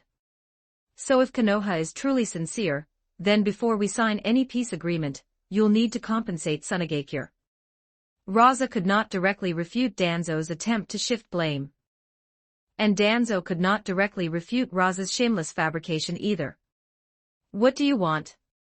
Rasa opened his mouth like a lion about to swallow the sky. I hear that Konoha has accumulated a great many powerful jutsu, and gathered them into a certain scroll. He had not even finished before Danzo cut him off. You want the scroll of seals? Impossible. Rasa put on an enlightened look. So that's what it's called. The scroll of seals. Danzo. You don't want to give that, then? What a pity. In that case, I'll take a step back. I want these instead. Rasa began listing a portion of the materials needed to build the sun disk. Absolutely not. As Danzo listened to the quantities Rasa named, the corners of his eyes twitched continuously. At that rate, the total value exceeds 1 billion ryo. That's comparable to the bounty value of dozens of elite jonin. This is outrageous. Kazekage, don't push things too far. The two of them began haggling back and forth. Danzo insisted the price was too high, and Konoha would never agree. Rasa replied that those dead Suna shinobi had left behind countless families who needed compensation, that many small children had lost their fathers at a young age, and that it was all too pitiful. In the end, they arrived at a figure both sides could grudgingly accept. Danzo gave Rasa a long, deep look. Kazekage, we will send the agreed resources as quickly as possible. I hope Sunagakure will honor the agreement. No problem. Danzo worked with astonishing efficiency. Before long, Konoha shinobi arrived and delivered the promised supplies. Rasa had no idea how Danzo had obtained them, but that didn't matter. What mattered was that Sunagakure now had those resources. In that case, continue the all-out offensive. Of course, that was not what happened. Rasa trusted neither Danzo's words nor Konoha's promises. If he really launched the entire Suna army forward and completely exposed his back to Konoha, he would be handing Konoha an opportunity. If Konoha chose that moment to attack the Suna forces, then Sunagakure would end up caught between enemies' front and rear. So besides sending Suna shinobi into Konoha's army, as Danzo had suggested, Rasa also dispatched large numbers of scout shinobi to keep watch on the rear. Meanwhile, within the Kirigakure army, Yagura received word that reinforcements from the village were on their way, and he finally let out a huge breath of relief. With reinforcements from the village, plus Konoha's support, there's a real chance to turn the situation around. Rasa can't stay on the front lines forever. If he fails to crush Kirigakure quickly, then he'll inevitably have to return to Sunagakure. And once Rasa goes back, Kirigakure can proceed steadily. This war may not be lost after all. But at that very moment a shinobi rushed over. Yagura-sama, bad news. Sunagakure has launched a full-scale assault on us. There are Suna shinobi everywhere. Another shinobi rushed over right after him. Yagura-sama, bad news. All the Konoha shinobi are gone, they've pulled out. Yagura's face changed violently. Don't forget to like and subscribe to Novels Wonderland.